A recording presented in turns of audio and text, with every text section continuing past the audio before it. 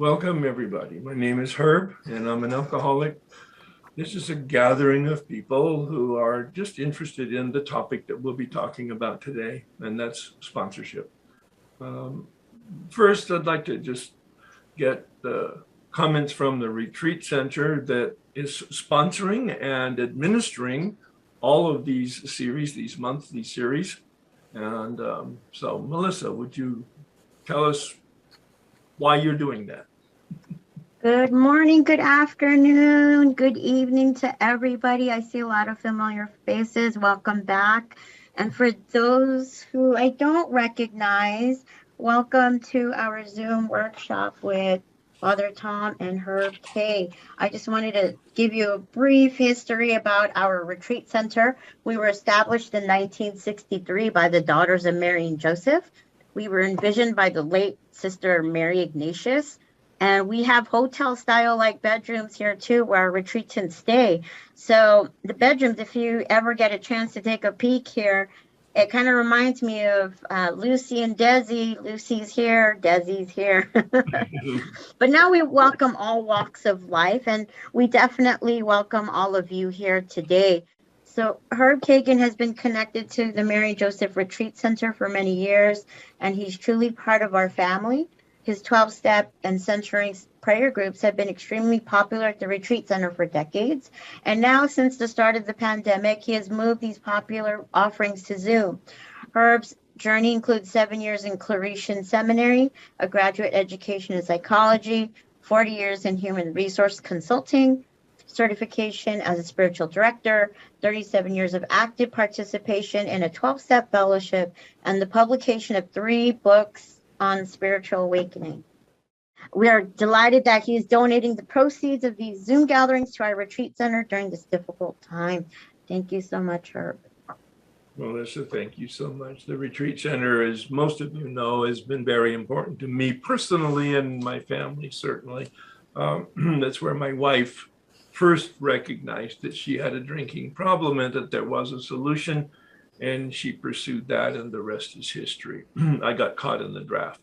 Tom, would you give 2 or 3 minutes of your sort of background and bio and perhaps what you'd like to accomplish today, and then I'll take it from there. Thank you, Herb. I'm Tom. I'm an alcoholic. I'm in great need of Al-Anon. I live in Oakland, California. I've been here since 1981. I'm a member of the Jesuit community, and a lot of us are teachers, and we connect with schools. And my first real honest job was teaching high school kids in Los Angeles at Loyola High School. And I found that in my mid-20s, in very active alcoholism, I was a very successful teacher. But that's the early stage, before I got a little moodier.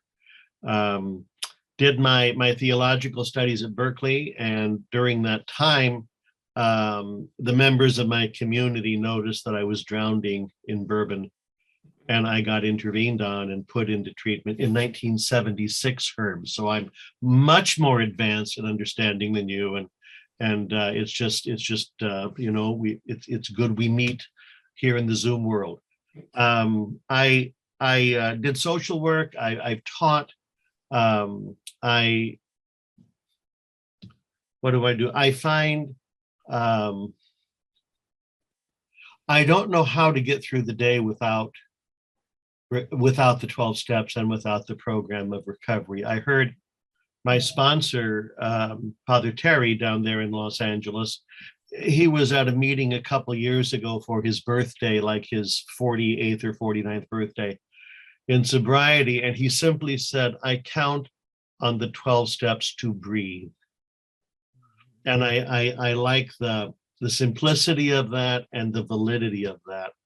Left to my own devices, especially here in COVID world, I find I get despondent and isolated, and I get overwhelmed by a lot of things. I woke up at 2 o'clock this morning, wide awake, worrying about some things I could do absolutely nothing about. But I was enjoying the worry and the regret and that delicious self-pity that is especially sweet at 3 a.m. And what I knew is this will pass, sleep will come again. you're going to be okay. And then I kind of let go of that rather than grabbing onto it and running with it. I'm in my 75th year. I had a lunch yesterday with a group of elderly gentlemen that I went to high school with 50 plus years ago. And it was some wonderful fellows there. I think I was the only one who was sober, but I was probably the only one who had to be sober. And the others, we had a very lovely encounter. What else do I know? I'm glad to be here this weekend. I've had the same sponsor for a very long time, but I've talked to people. I'm sponsoring a few people, and I think it's a very important thing to talk about. The word isn't necessarily mentioned a lot in the early literature, but it sure has developed as a lifesaver. Yeah. So that's what I know, and I have opinions on virtually everything, and I'll try to keep most of them out of the way. Herb, back to you. Thanks so much, Tom. As you can tell, he's very experienced and he has a great sense of humor. And we've known each other in our connections for a long time. I went to my 45th high school reunion, and that was the last time I went back because they all got old. I mean, it was like, it was disgusting. And Tom mentioned that he's a Jesuit, and that may not mean anything to you, but that's a particular order in the Catholic Church of priests who are dedicated to a specific mission and charism. I call them the Green Berets of the Catholic Church. I have the highest esteem for them. And by the way, Bill Wilson's own spiritual director was a Jesuit priest. In 1940, Ed Dowling met him. Ed Dowling was the Jesuit priest from St. Louis University. So there's some continuity here. And speaking of sponsorship, he was Bill Wilson's spiritual sponsor for about 20 years until he died in 1960. Mm-hmm. So let's begin then our talk about sponsorship. I'm going to put up a couple slides, as I like to do. That word, and Tom mentioned it, that word sponsor is not in the big book. No, you can't find it in the Roman numerals or in the Arabic numbers 1 through 64. That word is not in the big book. So it came into being someplace between 1939, when the big book was written, and 1953, when the 12 and 12 was published. The 12 and 12 is replete with the word sponsorship. There's a pamphlet from the AA General Service Office, which is quite good, succinct, but very pointed based on experience. There's a book by Hamilton B. from Hazleton called 12-Step Sponsorship, which I've actually read 3 times because it's just so practical and so experiential and so simply put. So if you're interested in more information about being a sponsor or being sponsored, that book takes it from both sides of it, and I highly recommend it. So this is where the springboard for it, 12-step, and we look at it and we've heard it and we get brain dead to it. So challenge yourself now. Take a look at it. It's very multidimensional. Spiritual awakening. The result of these steps, that's the result. I wish they'd italicized the. They didn't, but I do. Having had a spiritual awakening as the result of these steps. That's the point of the 12-step process, is to wake up. Then we tried to carry this message, you can have a spiritual awakening. That's the message. I mean, there's many other messages, of course, but the primary message, at least in the context of this wording, is that you can have a spiritual awakening, which is the solution to the addiction problem, but more especially is the solution to the living problem. And to practice these principles, that's a synonym for Bill. Take a look at page 60 at the end of the listing of the steps. He doesn't like to use the same word in consecutive sentences. So he uses synonyms. Principle here and on page 60 is a synonym for the steps. He never gives us a list of principles. I've done a workshop on the principles. You could go to YouTube and if you're interested. But here we are. Lots of information, lots of experience, lots of exposure. I was asked to set it aside. It was such a gift to adopt the attitude and then to translate it into prayer. This is a prayer that I have changed many times over the 25 years after I was exposed to it. And today I've changed it specifically for this gathering. It's not an official prayer. Of course, prayer is about intention, not about the words. But if you would join me in the words with the intention of having an open mind and an open heart, releasing all of your understanding, all of your knowledge, all of your feelings, all of your expectations about sponsorship. And be very open. Tom invited you. Have an open heart, have an open mind today, just for today, for these next several hours that we're together, that you choose to be with us. God, please set aside everything that I think I know about myself, my brokenness, my unmanageability, my path, and you, for an open mind and an open heart and a new experience with myself, my brokenness, my unmanageability, my path, and especially you. In light of that, ask yourself right now, I hope you have some writing instrument, paper and a pen or paper, a pencil.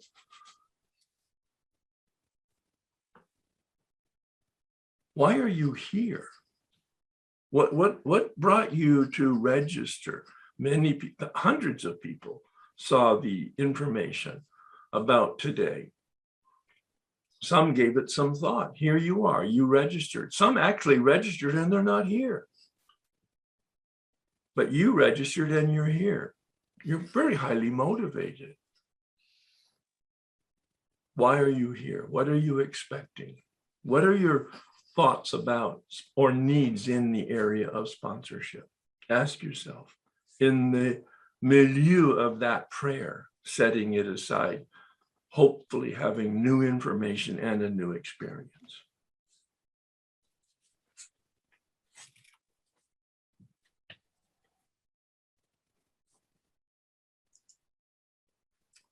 Having had a spiritual awakening, Bill was very concerned that we know what that means, especially since he changed the big book 12th step. Many people don't realize that. The very first printing, 1939, April, the 12th step read, having had a spiritual experience. Experience, because that was Bill's terminology for what he had as a mountaintop mystical experience. But the pushback he got from other people is, Bill, do we have to have that?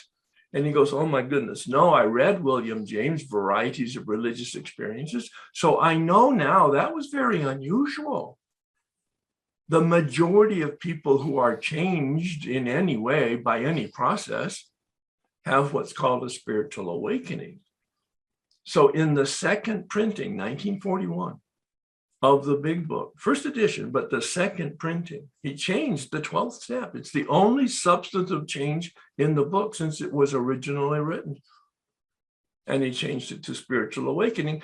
And he put Appendix 2 in the back of the book to tell us why he did that. What is a spiritual experience? What is a spiritual awakening? How are they the same and how are they different? They're the same in the outcome, a change.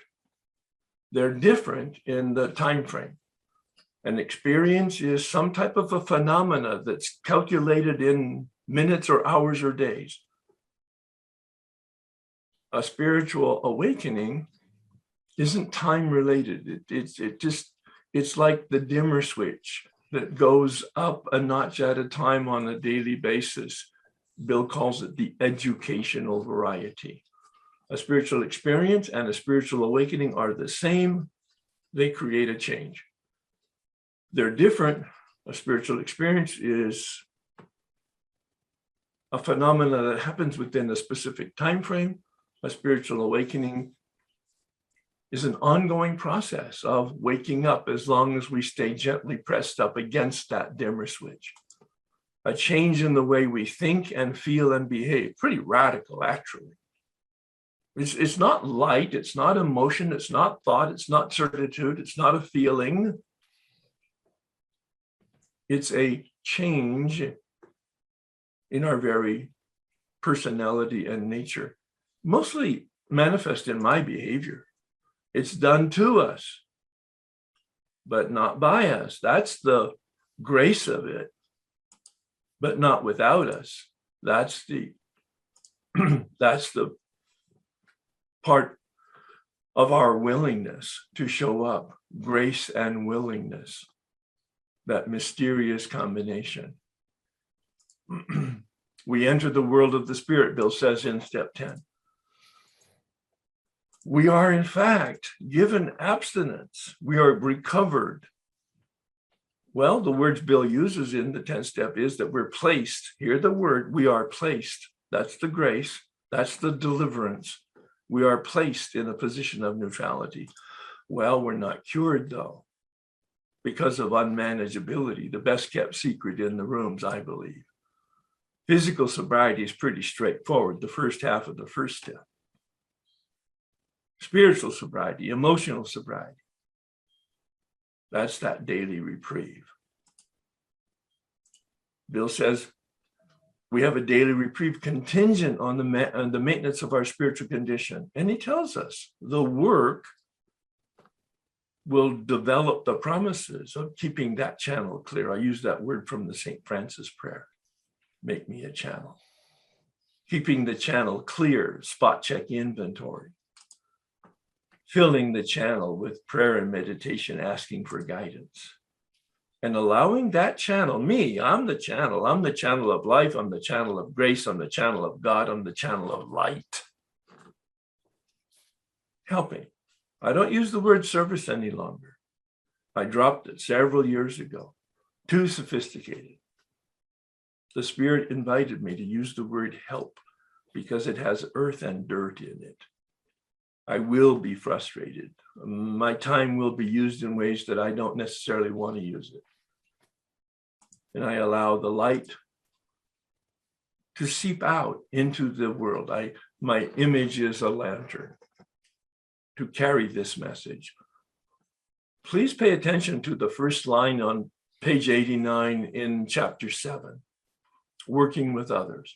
It's the blueprint for sponsorship. Bill doesn't say it, but he tells us what the experience was, what the process was. Read chapter 7 with a highlighter, making note of the particular specific instructions. He says, find somebody to help. Great first step in helping somebody is to identify who needs the help.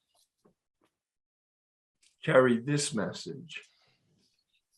That first line in page 89, nothing will so much ensure immunity. I mean, we're so sensitive to this word today because of the pandemic. Immunization, that's the offer, that's the promise of step 12, carrying the message. Immunity, inoculation. Becoming a lantern in step 11. Allowing the light to be in me and to allow it to shine through me, lighting that path for others. So I had a sponsor immediately in 1984 when I was in the rooms and agreed that I was an alcoholic. And he was my sponsor until, I think 2005. A nice long stretch. And he moved out of town. I believe in local sponsorship. So I had been talking to another person, and I brought him on board as my sponsor at the time. So I've had two sponsors. That first sponsor was incredibly important to me in this aspect. He said, I want you to call me every day. Why would I do that? I asked him. He said, because I want you to learn how to be accountable and to be honest. I said, well, what do you mean by that? He said, I want you to be transparent. I said, oh, what do you mean by that? He said, I want your insides and your outsides to match. I still didn't know, but I was done with asking questions. I said, fine. I called him every day, and he asked me to go to a meeting every day. I said, oh my God, I'm a busy guy. I just got sober. I got a family. I got a job. I got lots of responsibilities. Why would I do that? He said, because that's my recommendation for right now. I said, how long do I have? He says, until we talk about it. I went to a meeting every day for 10 years. I mean, after a while, I really liked it. I was treating it as group therapy. I mean, I liked group therapy, and I only went to participation meetings because, as if you know me, you know I like to talk about stuff.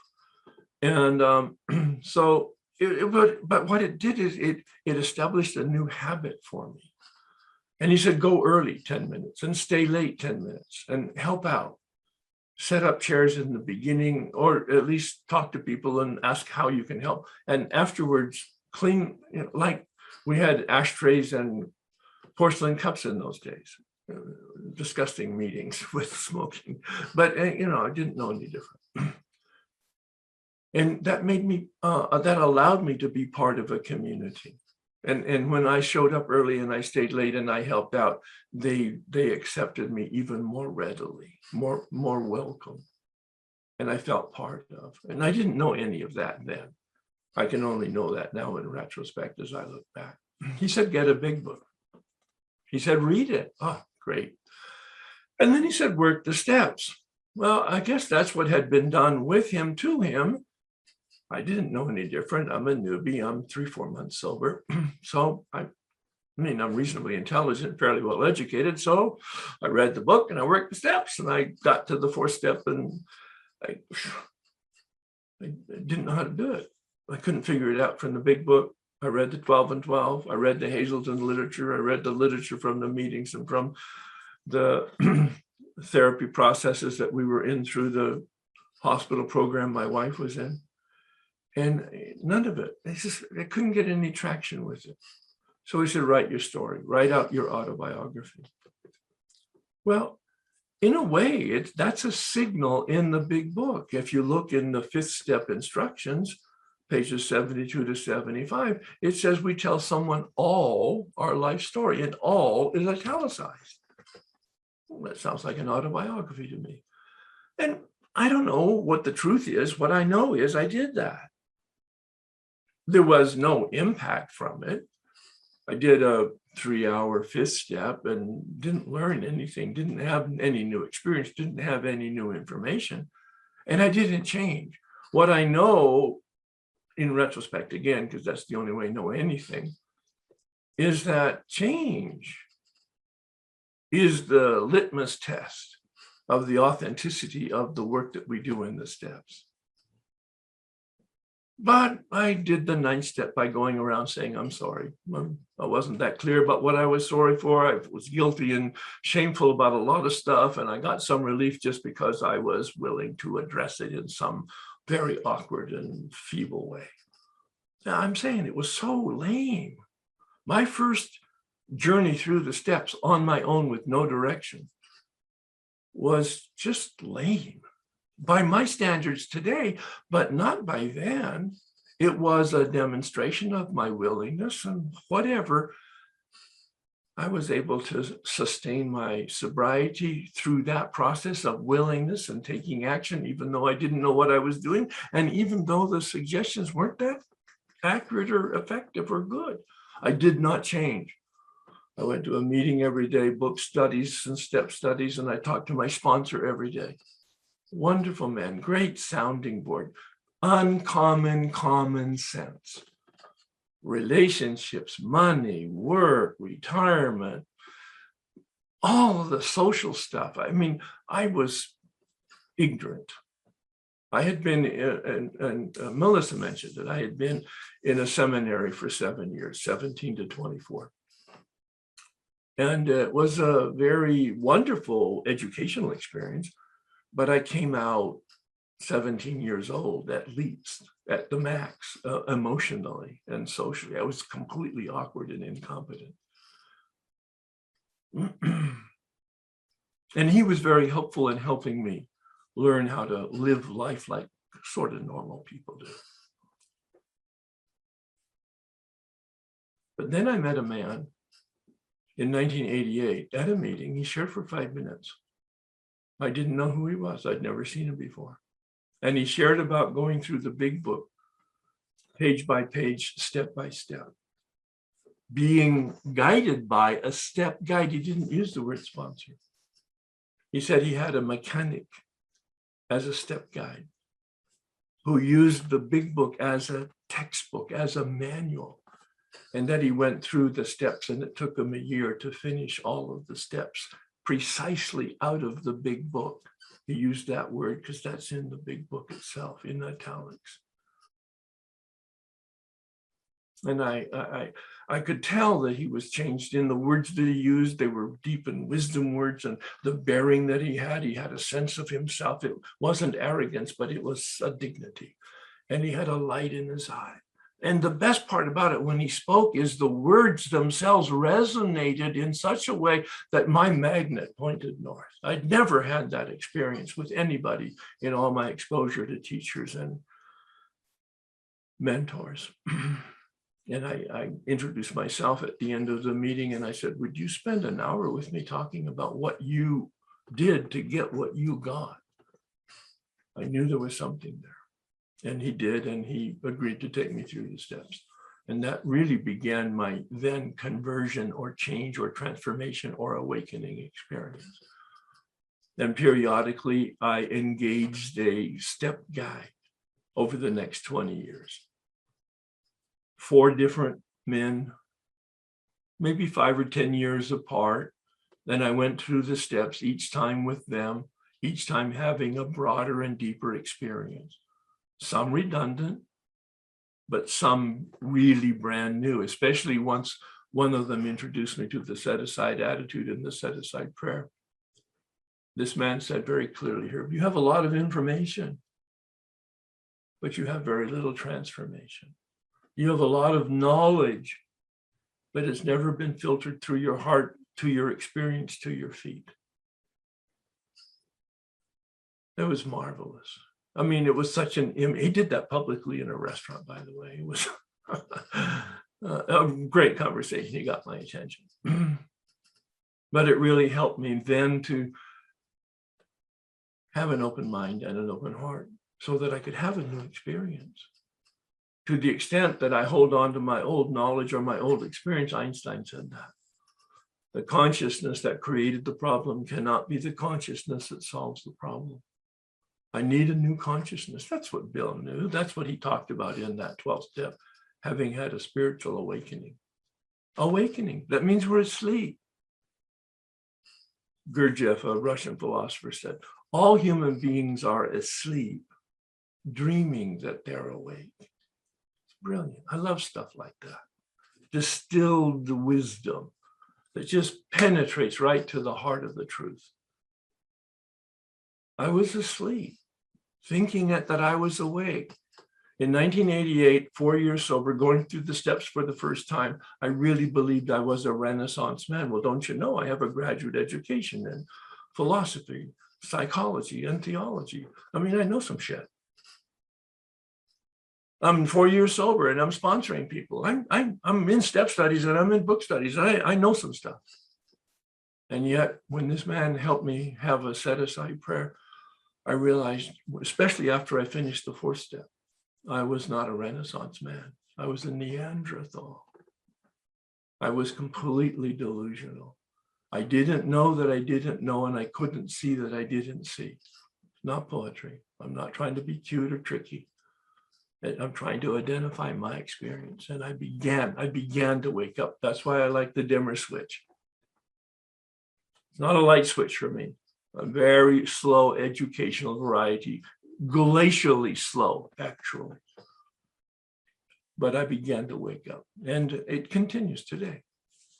I have a sponsor today that I talk to about once a month, and that's at my initiation, not his. In the beginning, as I said, I talk to a man every day. I meditate every day, but I talk to my sponsor, and I meet physically with him to have that conversation about once a month. When I sponsor people, I ask them to call me once a week to kind of hold themselves accountable. I think that's the key to sponsorship, is accountability. And to meet with me face to face once a month.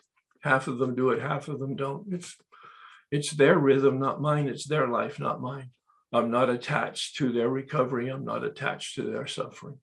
I try to help them reduce their suffering so that they can have recovery and carry that message to other people. And that's my job, to help. And I try to wear the lens of that. How can I help? It's really been helpful to me to have those lenses. All right, I think that's enough out of me. Tom, would you share your experience with sponsorship, please? Thank you, Herb. I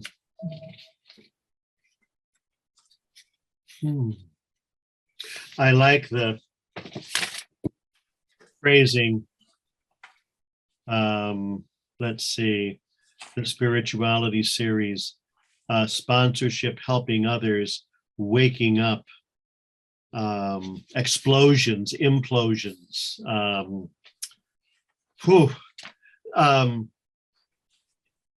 We have one of the Jesuit retreat masters of the 20th century was a fellow from India named Anthony de Mello. I never met him, but he was full of energy, and he's from Goa, Portuguese India, hundreds of years old. And as a young person and as he entered his adulthood, he was surrounded with a dozen different religious traditions, the variety and richness of India, and he learned how to listen to different kind of groups of people.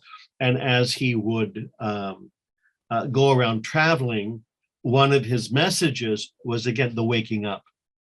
Most people are asleep. We're born asleep. We go to school in our sleep. We have families in our sleep. We get married in our sleep. We never wake up to know how good it really is to be here, which takes some attention and some focus and some discipline, because it's very easy to focus how unlousy it is to be here. I was just noticing, if I spend a lot of time paying attention to the news, I'm rather despondent by 7 o'clock in the evening, and it's all the bad news. I mean, anytime there's a train wreck, it's, big stories. But the waking up, and sometimes quickly and sometimes slowly. When I was in college, I had a roommate who the bell went off, and before anything, he was on the floor doing push-ups, and I was. This was not a cooperative environment for me.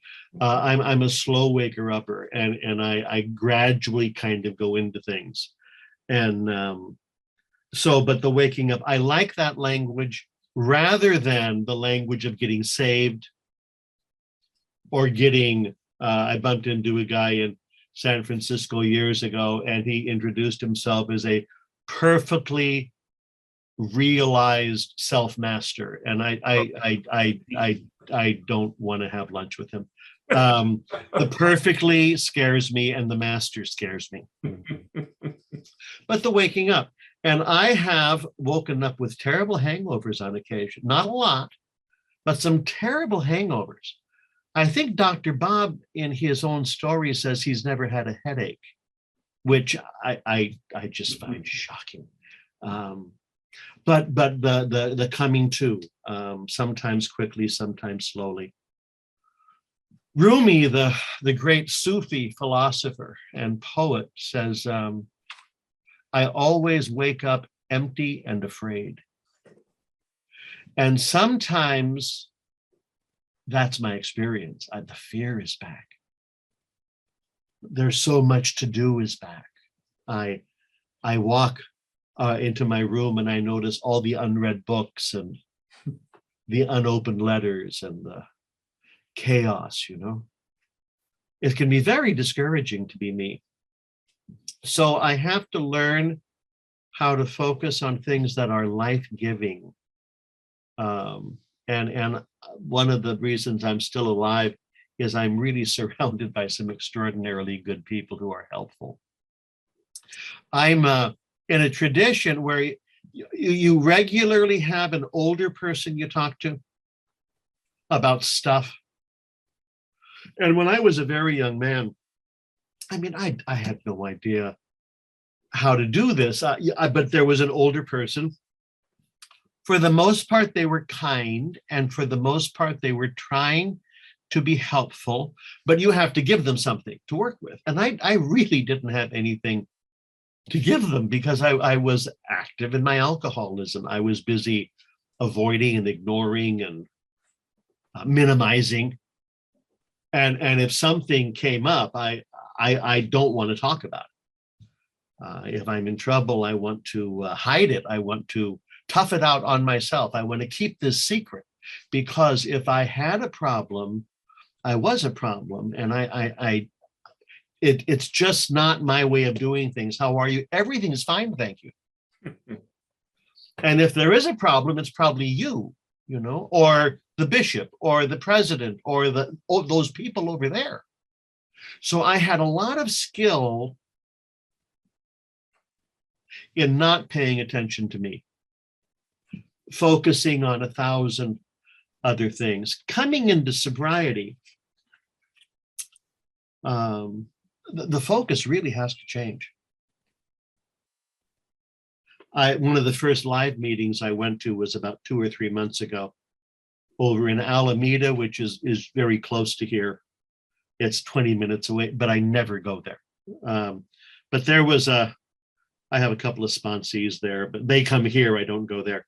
And this fellow was talking about coming into meetings, and he felt chaotic, and he felt battered, and he felt desperate, and he felt wild, also damaged. And he's presented, there's 12 steps and 12 traditions, words, book, pamphlet, words, and he's in no position to read anything or study anything. Or, I mean, this is a guy who has just crawled into the life raft.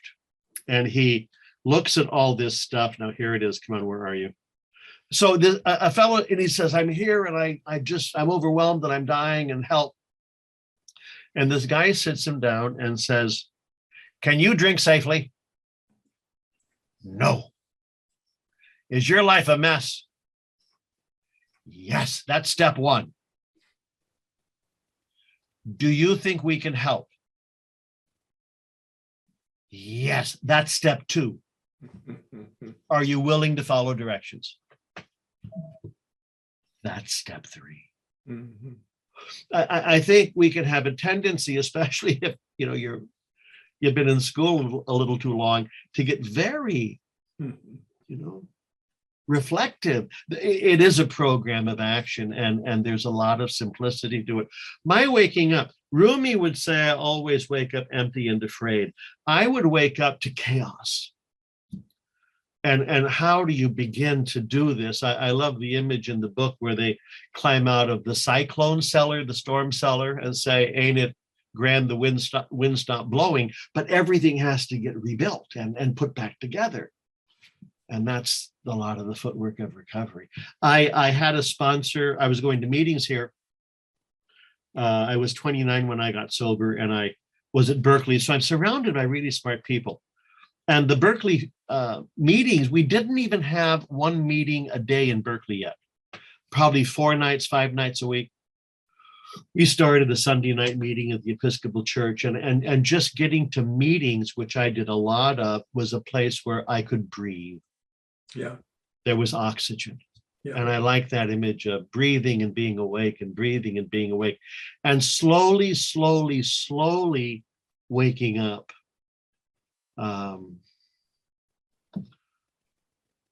Bill Wilson, coming to, waking up, he really didn't know very much. I mean, he was a bright guy, but he really didn't know very much about a lot of things, and he was willing to learn. And he will spend his life talking to virtually anybody who had an idea in their head. So Bill studies this and reads that and looks at those people. He tries a lot of things, including dropping acid because someone told him it'd be a really good idea. It may not have been. But you know, there were all sorts of people trying to solve things and pick things up. And part of waking up and part of grasping and developing a manner of living which demands rigorous honesty is to do 10,000 mistakes. Yeah. Because it's how you learn. And I've surely done that. So I went to meetings and they told me about sponsorship. And I asked a man to be my sponsor. I was 3 or 4 months sober. He was a little younger than me. His name was James W., Vietnam vet, high school education. But he was at meetings all the time and he didn't scare me. A lot of other people scared me. And we became pals. And I think we had one deep philosophical conversation, which was he wanted to know if I thought only Catholics had a connection with God. And I said, of course not. He said, okay. And that's the deepest we ever went in terms of understanding, you know, the cosmos. But he was friendly, he was supportive, and he listened. And I was waking up panicky because I was starting to have emotions. Mm-hmm. And I think for the first year or two, any crisis that I really had was, I'm feeling something. How can I get this to stop? But I remember calling him saying, I'm feeling overwhelmed or panicky or angry or all this stuff that had been sedated for years. And he would ask a question. He would say, what step are you on? So he would give me a little, and I didn't know, but it was pretty much steps 1, 2, 3. Yeah. But he was in conversation with me, and we did things together, and he took me with him to the All California Young People's Conference of Alcoholics Anonymous in Monterey. I got sober in August of 76. This was in the spring of 77. It's still being held, and there are like 1,000 people there, and a whole bunch of us went from Berkeley. And he gave me that impetus, and just to see all these young people sober. And I think most of the weekend was a blur. I liked it. It was terrifying. Who are all these people? A whole bunch came up from Southern California. And they're, well, you know how they are down there in Southern California. Happy, enthusiastic, terrifying. And after I was sober a year, it was time. I finished schooling. I graduated with a master's in divinity in MDiv, which isn't, I mean, you have some philosophy and some theology and some scripture and some systematic stuff, and you learn some things, but it really is very basic. It's not highly evolved. And then I went back to teach at Loyola High School in Los Angeles. So I'm going back to LA, where I've been drunk for 5 years.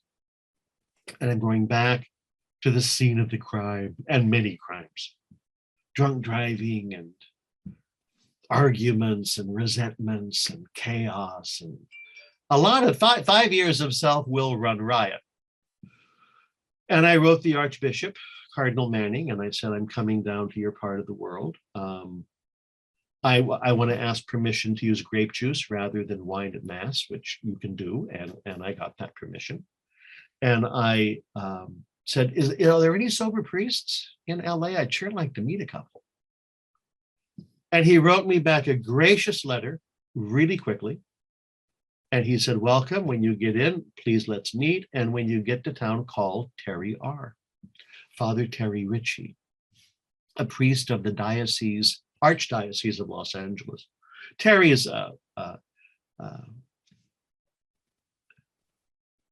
he's about 9 years older than I am. 1938, maybe he's born in 1937. And he's 8 or 9 years older. He, native Los Angeles person, terrible alcoholic. Alcoholism has just shattered his family. And he had 5 years more sobriety than I did. And he was the point guy. If anybody got in trouble with booze or dope, or Terry was the guy who made the contact and got the guy some help. He's introverted and he's low key. And I got to Los Angeles on a Friday. I went to a meeting Friday night, to Saturday, to Sunday. Loyola High is right in the middle of Los Angeles. It's kind of southern Koreatown. And I went to meetings on northern Watts, southern Hollywood. That's where I went to meetings. And I called Terry on Monday and I said, hi, he got a copy of the letter that the Cardinal wrote me. And I said, hi, I want to make a connection and I need a sponsor. I knew that you gotta have someone you're accountable to, or you get lost. And he said, when did you get to Los Angeles? And I said, Friday. He said, have you been to a meeting yet? I said, I've been to 5. And he said, I'll be your sponsor. He likes sponsoring desperate people. And going to meetings for me is frequently a sign of my desperation and my willingness. One of my pals, another sober Jesuit, military chaplain, did 3 tours of duty in our more recent wars. And when he got back to stateside, I said, so what are you doing for your recovery? He said, 90 meetings in 90 days. He said, so long sobriety, 90 meetings. And I've done that. Anyway, so Terry picked me up and took me to a meeting, and we would meet once a week. He'd pick me up when we'd go to a meeting. And you got to watch your sponsors. What's he like, and how does he handle things? And occasionally there was a topic to discuss, but a lot of his influence on me was just from the physical presence and watching him deal with others with great kindness, with sympathy. We did a 12-step call together. He got a call and he called me and we went to see this guy, and I watched Terry at work and trying to get this guy to a meeting and trying to be positive and supportive. And I don't remember whether the guy went to a meeting with us or not, but I remember Terry not being a jerk,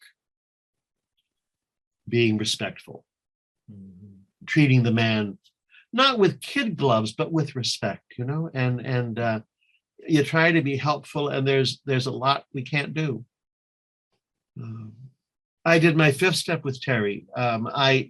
He's not a nagger. I basically did the step work when I was uncomfortable. And if I wasn't in crisis much, I just went to meetings and socialized and did minimal. And then, life happens and there's things out of balance and it's step 3. I remember doing step 3 on my knees, and I'm not a big knees guy. On my knees, I was frantic.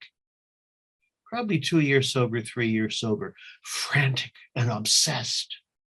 And I couldn't fix me, and it was going faster and faster. And at Loyola High School, I 3rd floor, there was a way into the chapel, and I went and I just begged for help because I could not relieve the crazy. And it passed. Almost right away it passed. Almost in a scary amount of quickness it passed. Whew. But you got to do a 4th step. I was told if you don't do a 4th step, you'll drink again. Yeah. And that's motivation. So there was this is 1977, 78. In Los Angeles, in Hollywood, they had a place, I think it's the big Presbyterian church on Highland and Franklin.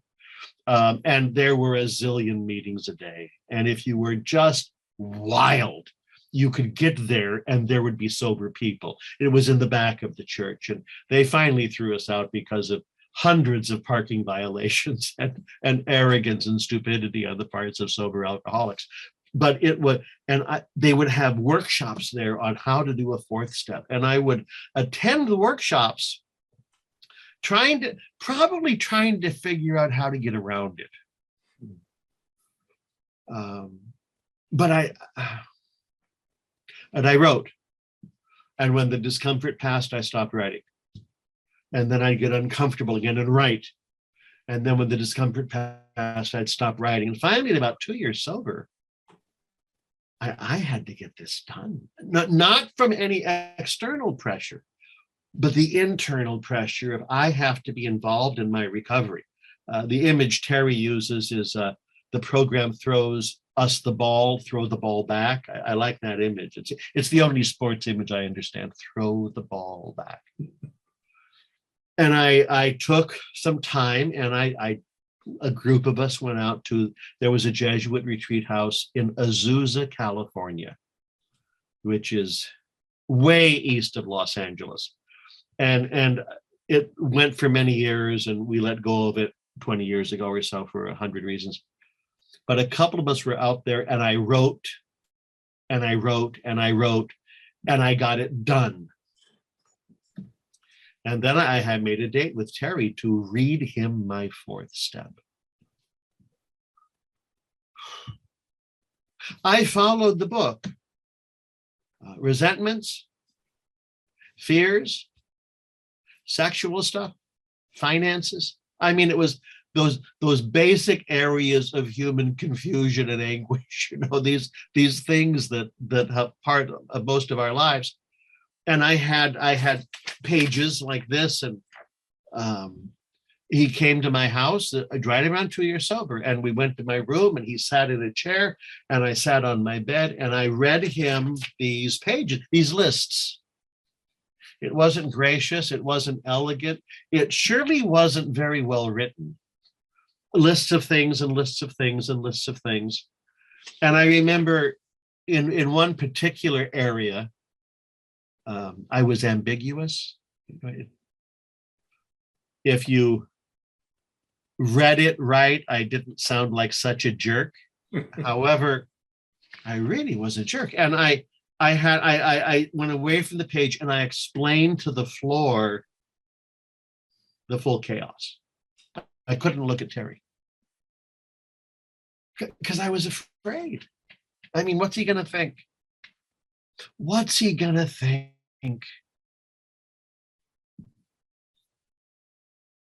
And it took an hour or so. I'm boring and repetitive in terms of chaotic behavior. I do the same stuff over and over and over again with very little variation. And then I was done. And I owed some people some money because I was careless. An incident, there was an old lady who needed some legal help, and I had a friend who was a lawyer, and I took this lady's paperwork, and instead of giving it to my friend the lawyer, I put it on my desk and then went away for 2 weeks. And she got penalized because law, dates, penalties, absolute carelessness. That was, I mean, things like that, embarrassing, stupid, self-centered, really hurting people that there was no business to hurt other than, oh, I'll help, and then I do nothing. So did I mention I go to Al-Anon? Because that's part of the crazy. And so I was done, and Terry said, well, one thing's real clear. And I remember going, oh no, something's clear. It's going to be a judgment. It's going to be a condemnation. It's going to be a sentence. And he said, both you and I need this program very much. And then he left. We didn't then discuss, for 2 hours. Then he left. I was so relieved. It was a Wednesday. I went to a meeting that night at Plummer Park, Wednesday night. And at that time, this is 1977, 78, 79, somewhere in there. A lot of Russian Jews were in Plummer Park. There was a huge immigrant community there. So you'd walk through all these people speaking Russian and get to the AA meeting at Plummer Park. And I was regularly at that meeting, and I looked at them and they said, "You look awful. What happened?" I did my 5th step. Sit down, Ooh. I didn't feel this elation. I'm finally free. I felt like I had marched through the mud up to here to get that done. And I would say within the next couple of months, I felt lighter. Mhm. And then finally, I didn't call Terry the next day. I had shame, I had embarrassment, because I listed all the stuff I never listed before, selfishness and self-centeredness. And I went to different meetings. And then Wilshire Boulevard Temple is right there, which is kind of Art Deco. It's well worth visiting, right there on Wilshire Boulevard. And Rabbi Magnan had a gathering for clergy around Passover every year. And I was in the neighborhood, and I went, and a couple others went, and a whole bunch of Catholics were there, and Protestants and others, and a few other rabbis, I'm guessing. And I think we all wore Roman collars. It was kind of a formal thing. And it was going to be a social event, plus a little bit of prayer and some ecumenical, here we are sharing the planet, let's be friendly. And Terry was there. So I hadn't seen him in 4 or 5 or 6 months. And I was glad to see him. And I walked up, I said, "Hi." And he said, "Oh, how good to see you." He didn't say, "Where have you been? What's wrong with you?" He knows what's wrong with me. He just said, "I'm so glad to see you."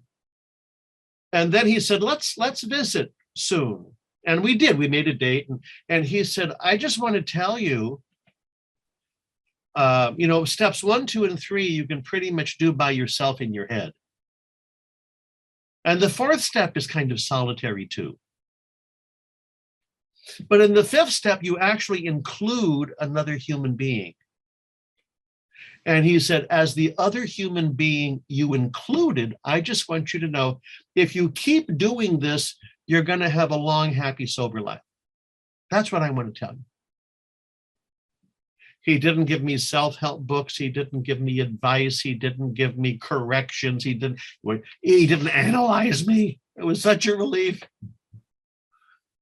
And I realized, and I was probably 2.5 years sober at the time, that I had finally found someone I could trust. Mm. I could tell him anything, and he doesn't flinch. He doesn't recommend books that I read. So we've had a long relationship over the many years. And when I moved back to Oakland in 1981, I have a couple of people up here I talk to and I see regularly, but I maintain that connection with Terry because of telephones. And when I get down to LA, we would visit together and just spend time. And he's a great listener. And then he would share his own stuff, and I would share some of my stuff back and forth. There's a kind of a radical equality there, of one crazy person talking to another crazy person.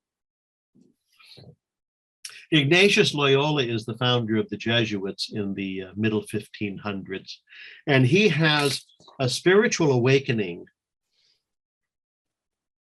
that took place over time. I mean, it was over a period of months. He had a long convalescence from a battlefield wound. And he started waking up with a very unrefined desire to be of service and to take the higher power stuff seriously.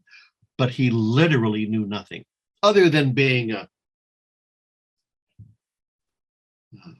a guy who's good at self-will run riot. And he decided to learn. He didn't have a copy of the varieties of religious experience like Bill W. did, but he had to learn. He was going to go back to school. And school in philosophy, theology, it was all in Latin, and he knew no Latin. So my favorite image of him is He's like 30 years old, 35 years old, and he goes back to the third grade Well, to sit with kids learning amo, amas, amat. I mean, the very basic of the language. It's a pretty easy language to learn. It's not very fancy, but you get the basics of it. And then he went to school at the University of Paris to learn. And as he's trying to do all these things and waking up, he makes a million mistakes. He tries this and it doesn't work. He tries that and it doesn't work. And I think one of the Chinese instructors of life would say, hurry up and make your first 10,000 mistakes. And Ignatius did. And out of that comes a way of living where you are connected to the higher power, you try to be grateful, and you try to be of service. The gratitude and service. When Father Dowling, that Herb mentioned, Bill's friend, older man by a full generation, from 1940 to 1960, they had a lot in common. Father Dowling read the big book and thought it sounded like Ignatius. right. Because it was full of gratitude and service. Mhm. And so he travels to New York to meet Bill. And he says, do you know, Bill didn't know any Catholics. Bill didn't run in those circles. But what Father Dowling noticed was the similarities, gratitude and service, gratitude and service. I have visited Dowling's grave in St. Louis a couple of times and pay my respects.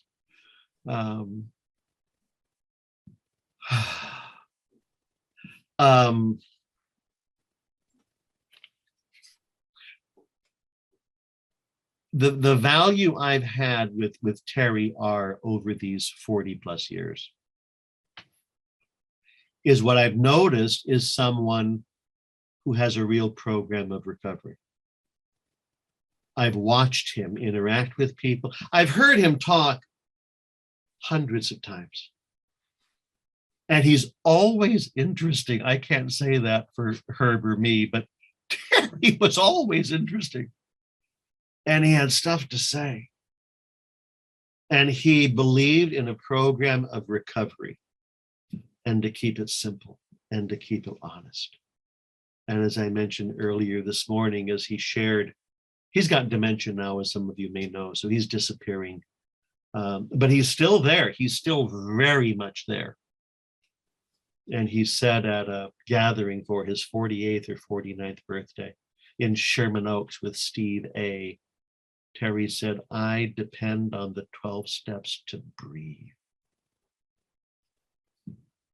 And I think I do too. I mean, I'm very aware of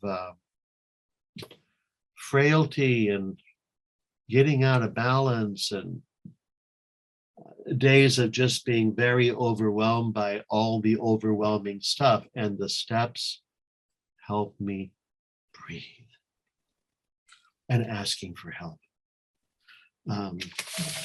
Two other things, and then we can do the next thing. When we're talking about the whole spirituality conversation, it is about how we feel. To have a spiritual conversation, to have a spiritual director, you need to know your feelings. Do I feel alienated or connected? Do I feel part of or separate from? Do I feel agitated or do I feel sedated? I mean, I've got to know those things. And a lot of times I feel just a little agitated. It keeps me away. What do I see? An important spiritual conversation. What do I see?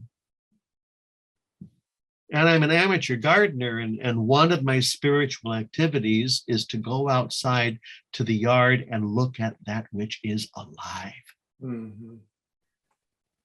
And sometimes it just catches you by surprise. It's alive. Yeah. I've got to see that. Yeah. Because otherwise I just think about me and how today is worse than yesterday. And I'm very happy to think about that all day long. and it's a bad way to be. Get outside, planting things, looking at things. And why do I choose? What are my motives? Looking at my motivation. And a lot of times my motives are not that noble. Sometimes they're pretty good, but almost always it's mixed. Like I'm going to drive up to Sacramento this afternoon. I'm going to do a live meeting. It's about 90 miles north of here.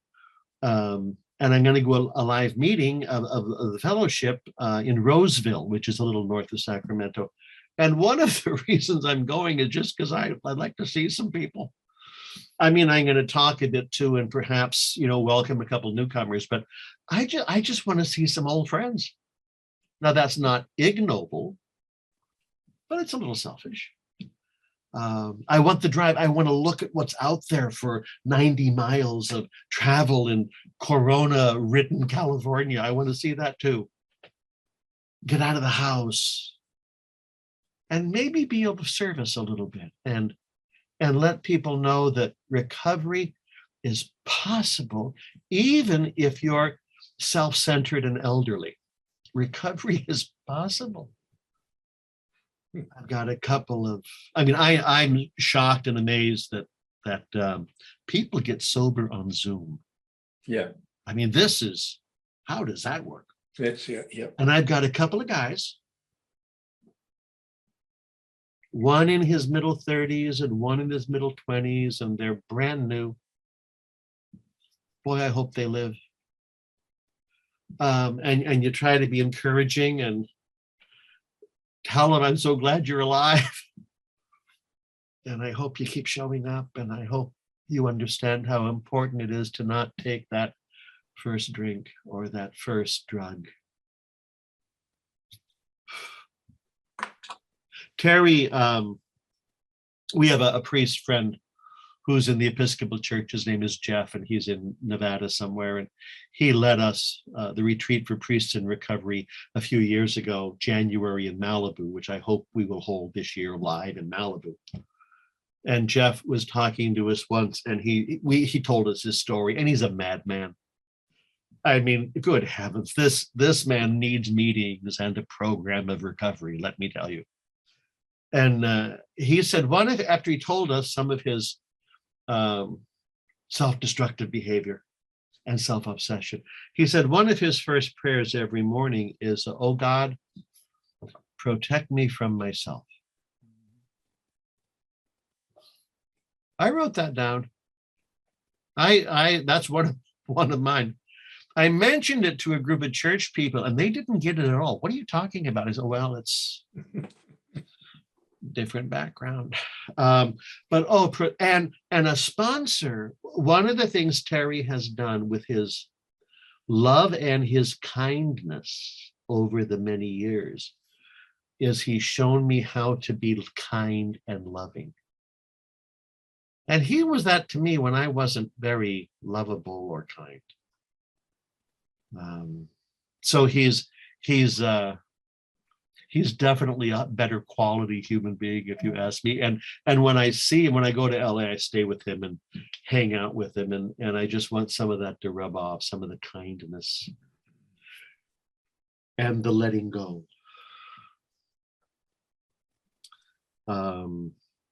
I like the business of being accountable, and I like the business of transparency. And I like the business of making 10,000 mistakes, just your first 10,000 mistakes. And then again. And the biggest mistake I have, and this is where I'll end, I keep thinking that I should be so much better. And I get discouraged when I find out that I'm in desperate need of a program of recovery one day at a time. I think I should evolve a little bit, so that I don't have to use a seat belt or stop at stop lines because I'm so advanced. And the laws of physics apply. And the laws of recovery apply. And all this business of being human beings together makes the difference. I'm really grateful for Alcoholics Anonymous. Literally, I depend more and more on AA to breathe. And when I do that, today's good. That's enough, Herb. Well, there's more, and we're going to call on it more as we go along. Thanks, Tom, so much for sharing a piece of your journey. That's just wonderful. And Terry Ritchie is everything as you described it. He did a retreat here at the Retreat Center, Mary and Joseph Retreat Center, that's sponsoring this annually for decades, and for couples, and my wife and I went to it regularly for years. And he as you say, I mean, he was never, I mean, you never heard him say the same thing twice. It was like, or at least I didn't hear it. He was interesting, and he was philosophical, a bit ADD. It took me 10 years to learn how to follow him, but because I'm a much more linear thinking, and he's like, yeah, anyway. So thank you so much for that. Thank you so much, both Herb and Father Watson. Just wonderful presentations. I'm so glad I signed up. One of the things, Herb, I have just one thing for each of you. It's quick. When I first heard you speak, it was at the Newark Airport Convention of Vision for You. And in the interim, following your presentation, I mean, it was like, wow, where has this been all my life? Yeah. And following that presentation, I was toward the front of the stage, and you were very much surrounded by a number of people asking questions. And I was speaking with some other people, and I overheard two words. And it was, your spiritual shield is cracked. And I said, what did he say? Well, what did he say? And after that, I looked in my notes for how to get in touch with Herb K. And then it would pass. And then another time it would hit me really hard. And I think, got to listen to this man. And I asked numerous people. In December of last year, a woman called me from California and said, are you a sponsor who has done Herb K workshops? And I said, no, but how do I get in touch with them?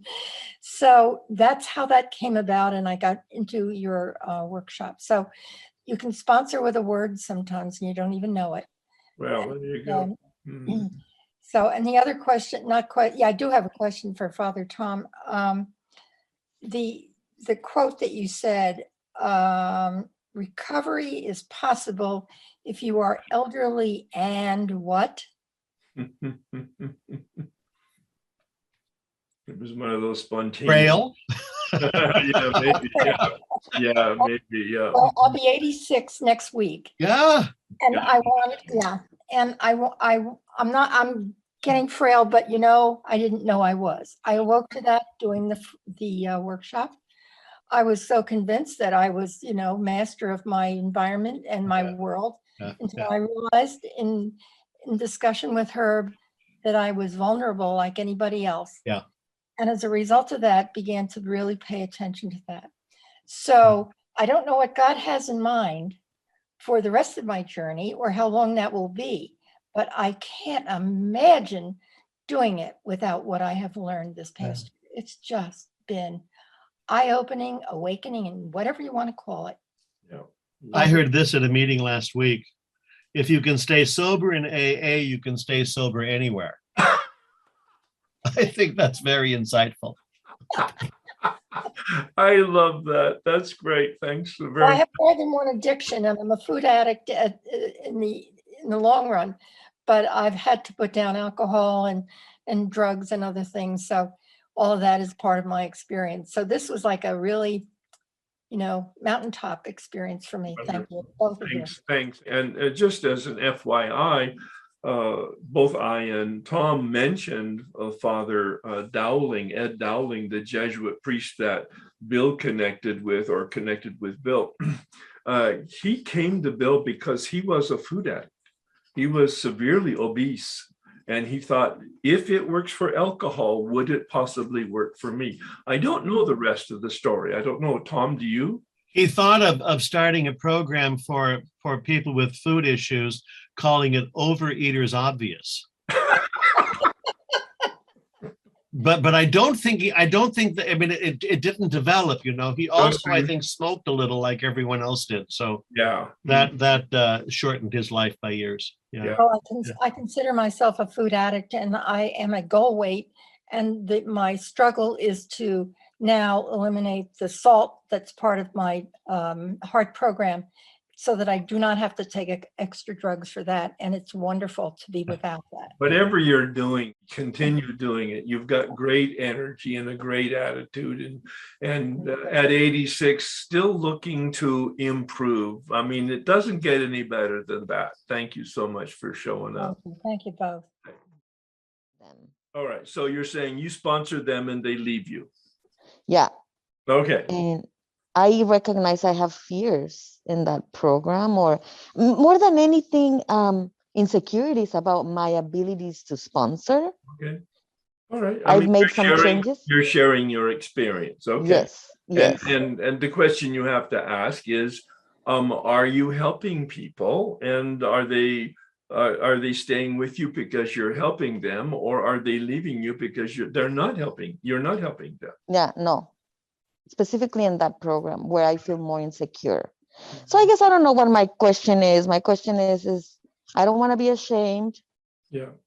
I do want to be of service Sure. and receive that immunity like you were talking about. Yeah. Continue to feel and maybe just for the moment be okay that in that specific program maybe I need more recovery myself, more. It's wonderful that you're asking those questions. You're challenging yourself, but at the same time, don't take responsibility for other people's decisions. It's Yeah. wonderful that you challenge yourself. Is there something going on that I can improve so that perhaps they'll be more inclined to take my suggestions? Or is it just, their problem, and don't get attached to it, but stay awake, like you're saying? Tom, do you have any comment on that? I very similar, Elizabeth. There are people that they've dropped me. They called for a while, then they didn't. We had a couple of meetings and they go away. And some people are very structured with a lot of well, let's use the word structure, do this and do that. I'm not one of those guys. Right. And some people would like that more. No.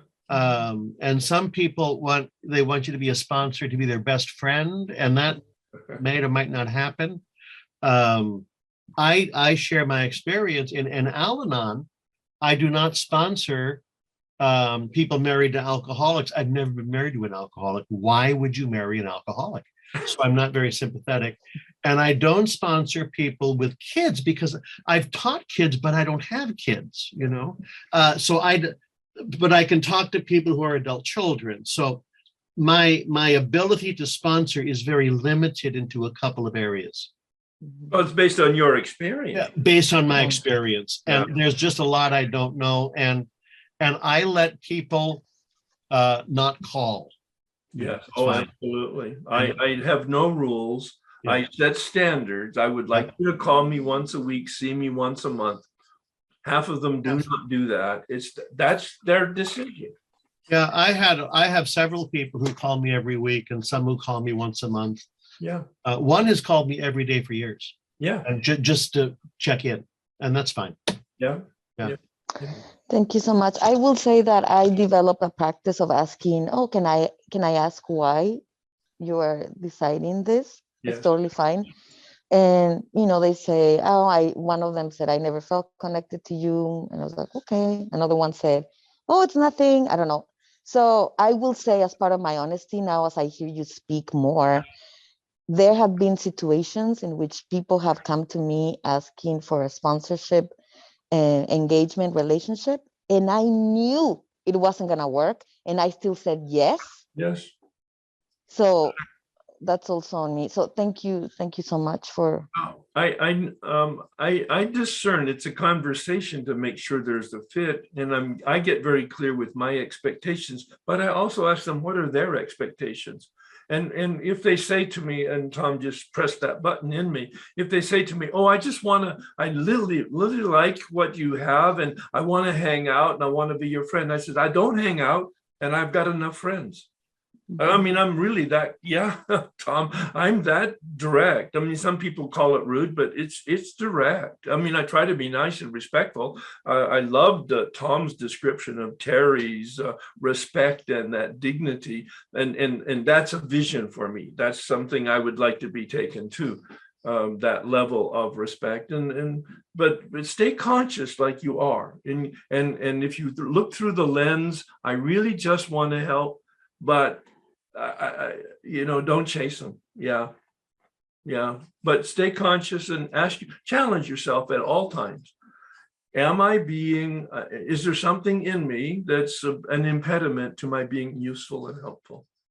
That's wonderful, Elizabeth. I got sober in Monterey a lot of years ago, and have since learned that actually food was my first addiction, but I couldn't have come to that without having been sober for 18 years.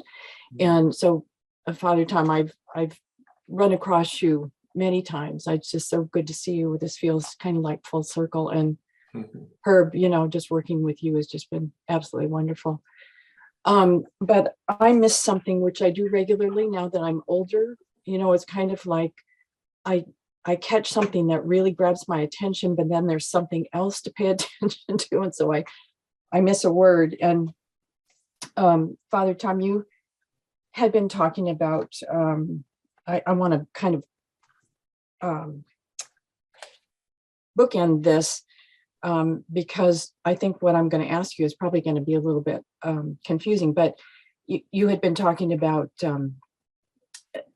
being Jesuit and Saint Ignatius, and you were talking at that point about Father Terry, and what I wrote down was that he said you have to have a program of recovery, and I missed the second word, but I have a feeling it was important. Any idea? It was recorded. That's the best I can do. Yeah. Is that your answer? I'd have no recollection of saying anything this morning. I'm sorry. Right. Yeah, both of us speak very spontaneously. So Right. Yeah. Well, you also said one of my absolute favorite things, because I have so many of them, is that you must know your feelings. Yeah. Oh yeah. And ask questions, and that in itself is hugely helpful. Well, and I think it's clearly one of the things I would want in a sponsor and suggest that people think about, and that is that not only does the sponsor ask questions, but they listen to you when you start talking about the answer or response, and they don't interrupt and they don't correct, and it's not, and Tom made it so clear, it's not about a teaching thing, it's about like it's a relationship. Yeah.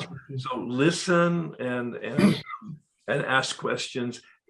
From my standpoint, that's a really helpful sponsorship. Yeah, I have a couple of long distance sponsees. One's in Jerusalem and one's in Germany and one's in Stockholm. And we email back and forth pretty regularly. And when they present me with a conundrum, or a situation, I share with them what I do when I'm faced with a conundrum or a situation. 3 questions: what's practical, what's possible, what's simple. I had another item, and that's what's the operating principle? That might be a little deeper. Yeah, but I think you and But I it's good. are kind of on the opposite sides of personalities. As I'm listening to you and hearing you, I'm quite organized and disciplined and analytical, and I mean you are also, but you have a much more, how do you say, spacious room as you're living your life than probably I do. Yeah, but what's practical, what's possible, what's simple, and the answer might be different for different people. Correct. Probably will be. but the questions are very valid. And Okay. because they want me to know what they should do next, and I have no idea what they should do next, don't take the next drink and, Yeah, but I don't know if they should move in or out, right. new job, old job. I mean, I don't know what's practical, what's possible, what's simple. I love that. And my response, and it's similarly formulaic in a way, and that is identify the principle, always take the high road, and be generous. Thanks, Herb and Father Tom. I've been doing your workshops for the past year, and I'm also in the weekly Big Book study with you, Herb. My question, I think you might have answered it. When it comes to sponsorship, I have the AA sponsor that does make me call him every day, but then I'm working in another program, Sex and Love Addicts Anonymous, and my sponsors I've really enjoyed being with him in the sense of the work that we're doing together. Steps 1 through 3 has been the best experience I've ever had in a 12-step program. But ever since I've gotten to step 5, and since I've gotten to step 5, we haven't formally been working the steps with each other. I check in with him twice a week. He's long distance, but I'm doing the workshops, I'm going to meetings, outreach calls, and doing service. And my program's going really good, but we've stopped formally working the steps together. Do you see that just as important? Do you see that as being really important? Or if I'm working my program diligently and staying engaged, that's just as sufficient? The only negative aspect I see of it at the moment of not completing my step work is that it doesn't give me the ability to sponsor. And I know how important that is in my recovery. So I was just curious of maybe what you guys had to say about that. Tom? Well, sometimes step work is not formal. On a regular basis, the discussion is about steps 1, 2, and 3. On a regular basis, it's about that 10th step of admitting when you're wrong and making amends. I mean, that's just getting through the day. Encouragement for prayer, meditation, and service. That is a lot of the conversation of recovery in 12 steps, even if you're maybe not formally on the page. And we make decisions and we admit when we're wrong and we make amends. And I've been doing a lot of that for the last 35 years or so. And that's working to program. Just the simple thing of admitting when you're wrong. That still sticks right there in my throat. It's not one of those things I look forward to doing. However, it happens with some regularity. Yeah. Thank you. I appreciate that. Well, also, you don't really need anybody to do 6 and 7 and take an hour out of your day and do it. Finish the 6 and 7. I mean, literally, I don't mean that figuratively. I mean that literally. Take an hour, do 6 and 7, get it done. It's a little list and a little willingness and a little prayer, and you're done. And go and do your 8th step. All right. You do your 8th step. Now, talk to your sponsor about if you want to be guided through your 8th step, and assuming your sponsor has some experience with the 9th step, have that conversation to prepare you to begin doing that when you and he both agree that you're complete and in your preparation of the 8th step for those amends. But you want to get on the other side of 9. And 8 and 9 are from my standpoint, the only 2 steps that you absolutely need somebody else to do. Right. Yeah. Because we're lousy judges of our own situation. Oh my God, we're just horrible. We're distorted. And another person and can still help. And you can hear it in Tom. He's still distorted. I can see it. Oh yeah. Right. In fact, just earlier this morning, I suffered a distortion. Exactly.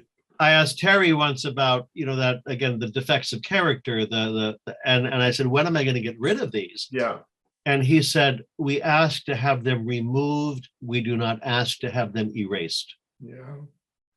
And I've still got them. I mean, when I have enough sleep and I've taken care of hungry, angry, lonely, tired, and I've been to a meeting and I'm not stressed out, I don't have a lot of trouble with them. But if I get knocked off balance, Yeah. they take up the front. I can't tell you how easy it is for me to lie when I'm caught by surprise. I mean, it just happens. And so promptly admit it. So I get a daily reprieve from the worst of my crazy. Yeah. But I'm still very much me. Well, see, and that's that emotional balance that there's been a lot of talk about recently in the last 5 or 10 years, and that's that balance. And if I were to say the one challenge I have is daily is staying in balance. Okay, staying in balance. How do you stay in balance? And that's to stay alert. And Father Tom mentioned, and somebody else reinforced that in terms of the feelings. I mean, it's so important to thaw out and acknowledge and pay attention to our feelings. Not that they are going to manage our lives. That's the life of chaos. But that we're going to attempt, in connection with grace and God and all of that, we're going to attempt to manage our feelings. Mm-hmm. Hello, there's two of us here. Thank you for today's opportunity to talk to you guys. All right. We wanted to find out, we have two questions to start. The first one would be if you have any suggestions on sponsoring someone who's an atheist. And I know that I like the part in the forward of the 12 and 12 where it says the program is spiritual principles where we live to get, happy, usefully whole, etc.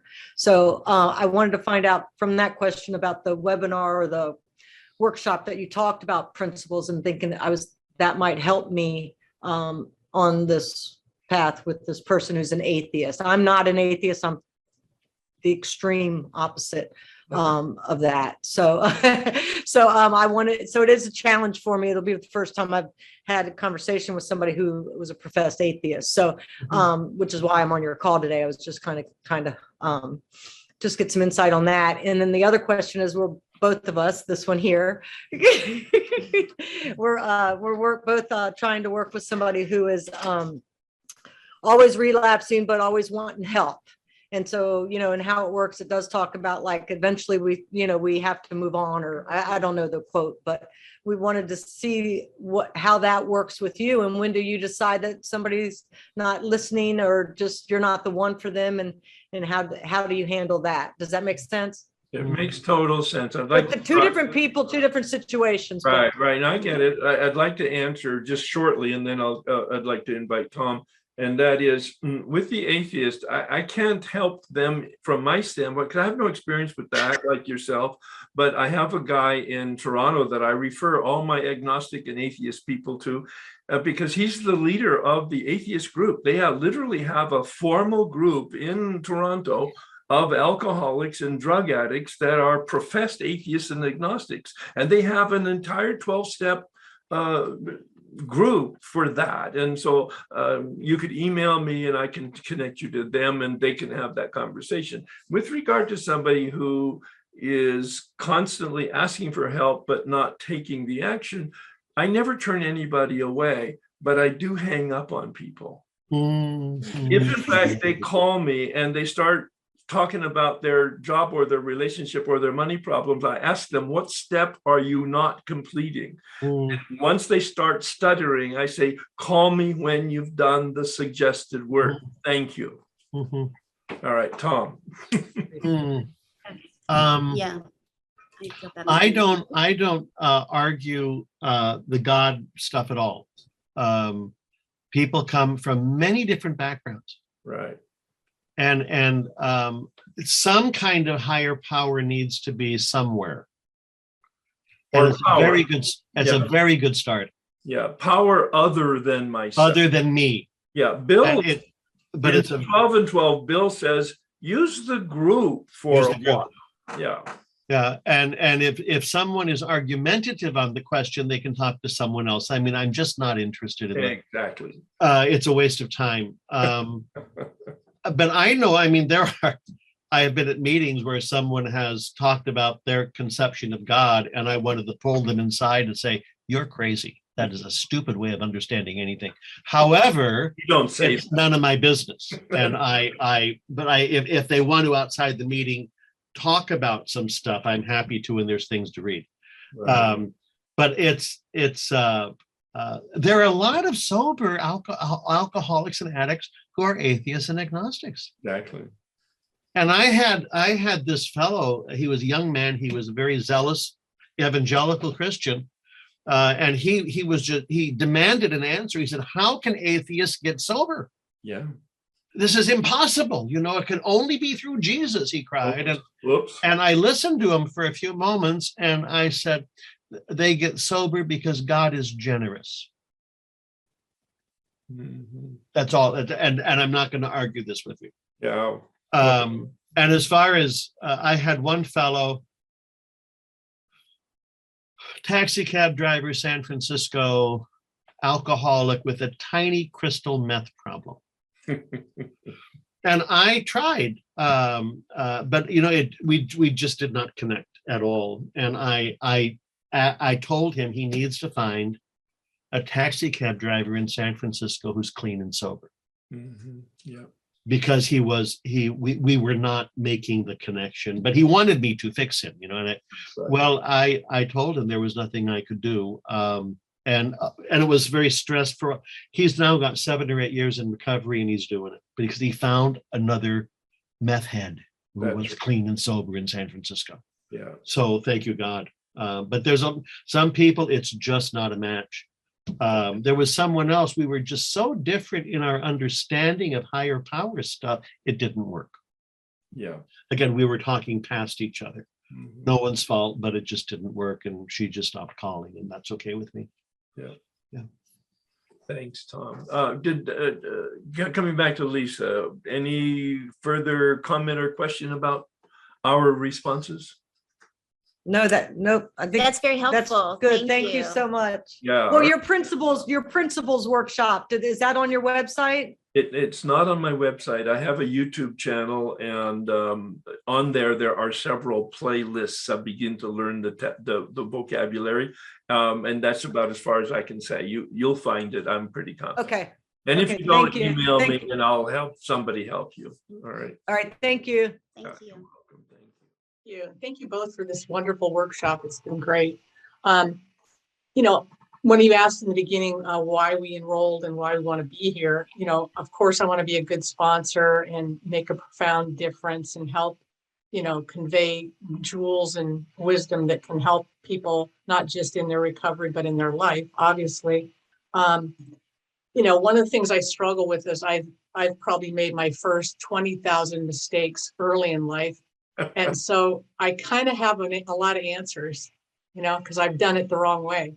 Mhm. And so it's really hard for me to not give unsolicited advice. Mhm. Then to complicate that further, I was in an Al-Anon program that was sort of a group that was sort of boot camp, like we're big book, we're boot camp, and sponsors kind of owned you, and my sponsor would call me every day and say, Diane, who's not going to do it your way today? And she'd say things like, I want you to shut up, 6 months was shut up, which was actually pretty useful for me because those were things that actually made a pretty pivotal change in my life. Yep. Because a lot of what I was doing was in my husband's face, like what you should do, and she's just like, let's cut that out. So I'm just, so I've got kind of a double whammy here. And then, I want to be the kind, wise sponsor, but what do you guys recommend here? Tom. 100,000 Al-Anon meetings. Yeah. A lot of things are none of my business. A lot of things I don't know. And I really do have an opinion on everything, but most of it is not worth a conversation in anything. But yeah, it's sometimes just hard. There were times I just could not shut up. And the more I talked, the worse it got. So there's nothing wrong with some silence or just to say, I don't know. I mean, Louise Penny, who writes murder mysteries in Canada, and I like her a lot. And she has her older cop working with younger cops who are kind of damaged. And so there are four sentences for wisdom This is not Al-Anon literature, but it's very good. I was wrong. I need help. I'm sorry. I don't know. Nice, nice. Yeah. I think That's for those of us who know everything. I mean, Herb and I have been to school a little too long. And let me tell you, we can talk without knowing anything for an hour because we have been in those circumstances. But I was wrong. I don't know. I'm sorry. I don't, whatever the other one was. It really helps. Yeah. I think Al-Anon has a set of questions that they say pause and ask yourself, am I the one to speak? If I speak, is it the truth? Is it the time? And there's like 4 or 5 different questions that are really like, if you actually pause, you probably will stay silent, because the questions will confront you on the motives, as you indicated, or your intentions. Yeah. Right. Thank you. Appreciate it. Yeah. There's a, Tom says he doesn't recommend books. I recommend books all the time. There's a book by Rami Shapiro called Loving Kindness. He's a Jew. He's a rabbi, and he's in a 12-step program. And he brings that combination to this wonderful book called Loving Kindness. And that might be helpful. Yeah. Thank you. Yeah, you bet. Thank you. Hi, Herb. Hi, Tom. Great to be here. You asked the question at the beginning, why am I here? I'm a food addict, I'm an alcoholic, and I'm a black belt codependent. And I first came into recovery over 20 years ago because of my codependency. And it took me years to realize that I wasn't I was such a victim. It took me forever to realize that I was also the food addict and the alcoholic. But why am I here? I wrote a couple little things. I just wanted to say, I want to be useful. I want to share and help others. And I just am finishing up working the Monday, Tuesday night with you, Herb. I feel like step 12 is really about living or learning it's really about living this way of life. It's just like, I just feel like maybe it's becoming integrated into who I am now versus, today I'm going to do step work. Tomorrow I'm going to go back to my life. No, Bill calls it our way of life. Yeah. Integration is the right word. And I like learning and living. That's a nice combination. Yeah. And change, what I do also know is that change is always happening. It's always happening. And my experience in recovery has been, the light is either going up or it gets dark. Yeah. And I just don't want to get dark anymore. I want to stay out of the darkness. And I want to stay awake. And I want to stop trying to fix myself. And I want to stop trying to fix other people. Good luck. And all right. He's got the white flag out. That's right. Yep. And I think sometimes, or especially lately, since we've done this step work together, I feel like sometimes I just need to wait 24 hours, or maybe I need to take a nap.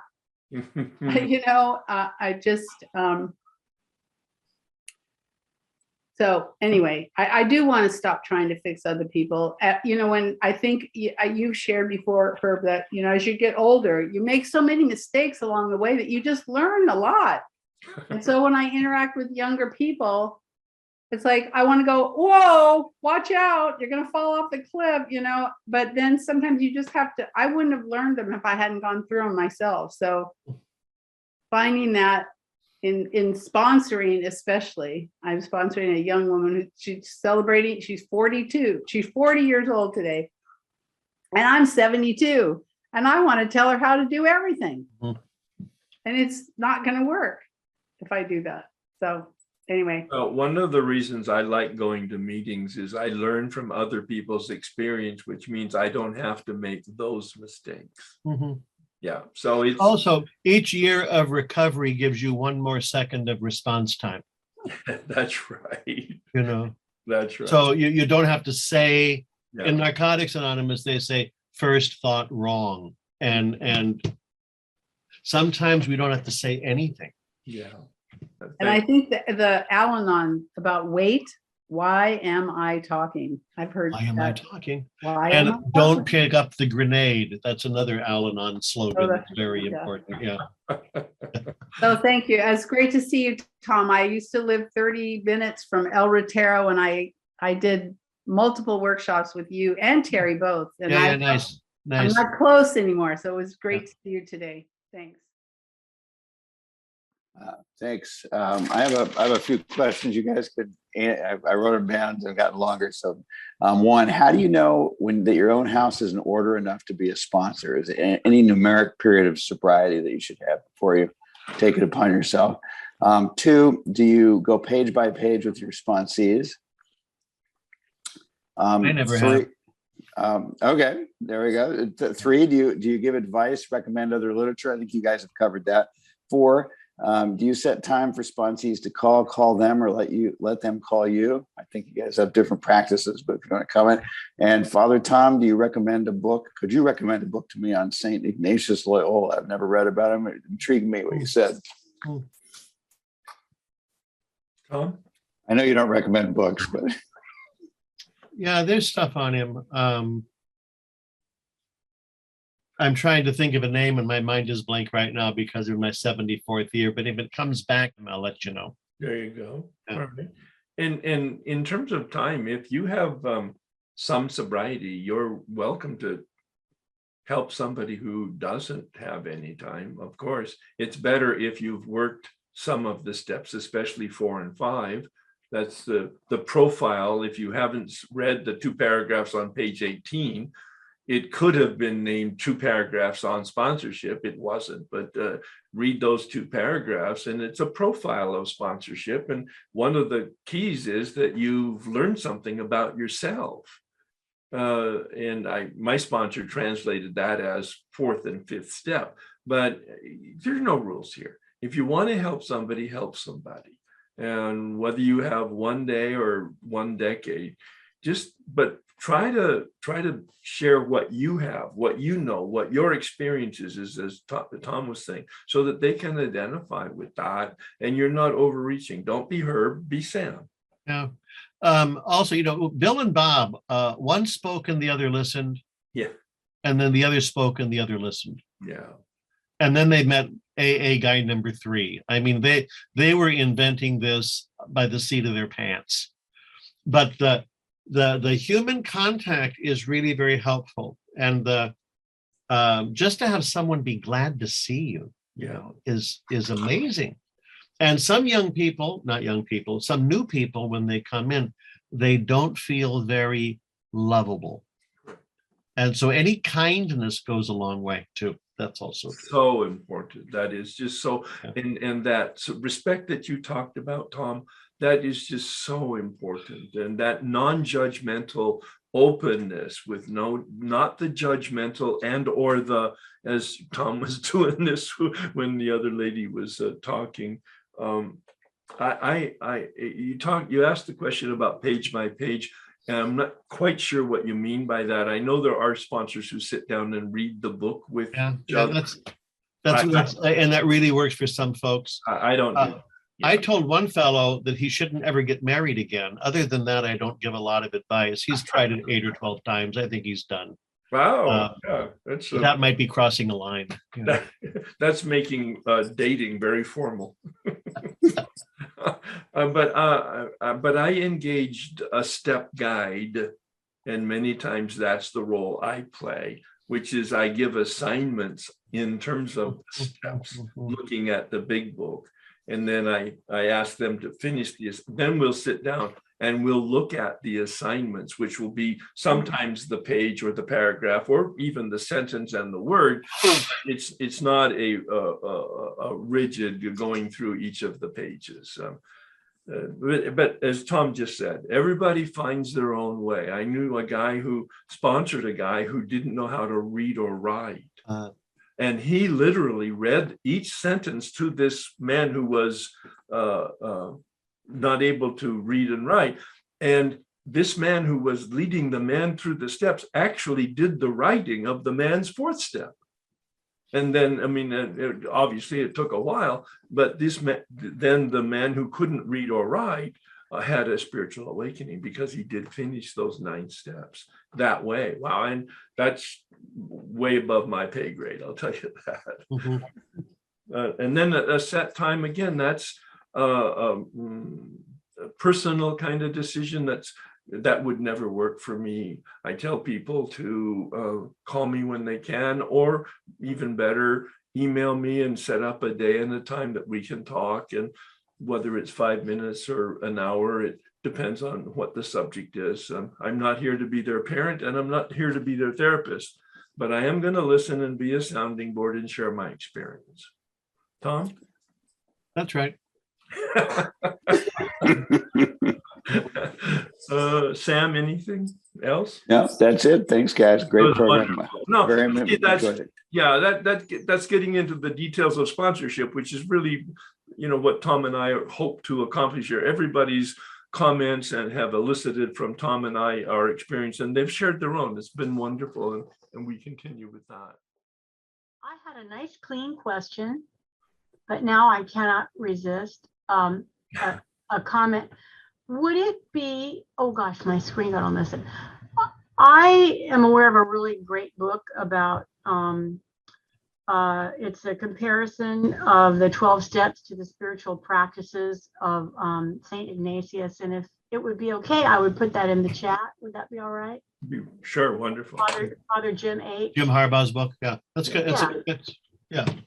Yeah, he compares the Hold on. spiritual practices to the 12 steps. That was interesting. Here's my question. Yeah. One of you mentioned letting people not call. If someone calls you their sponsor Yes. and they never ever call, Yes. or maybe once a year, Yes. they've been sober a long time, they're fine. Are you okay with that? Yeah. It's not my business. Yeah.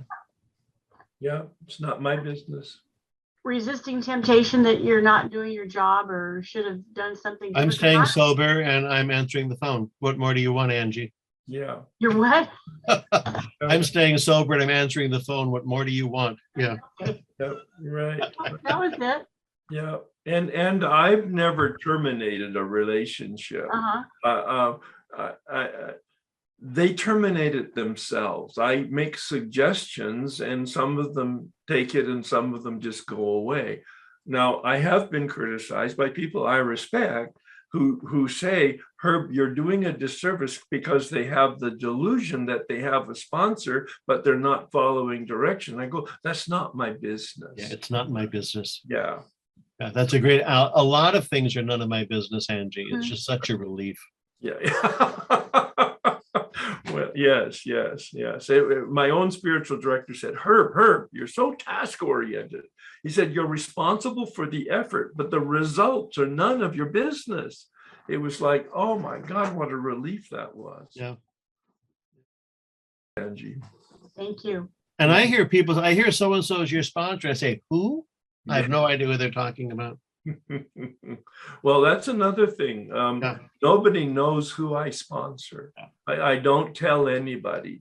And I don't tell my sponsees who I sponsor. So if they know it, it's because somehow they found it out. I didn't tell my wife who I sponsored. Now, if they left a message with their name on the voicemail, then of course she would know that. But nobody would know that from me.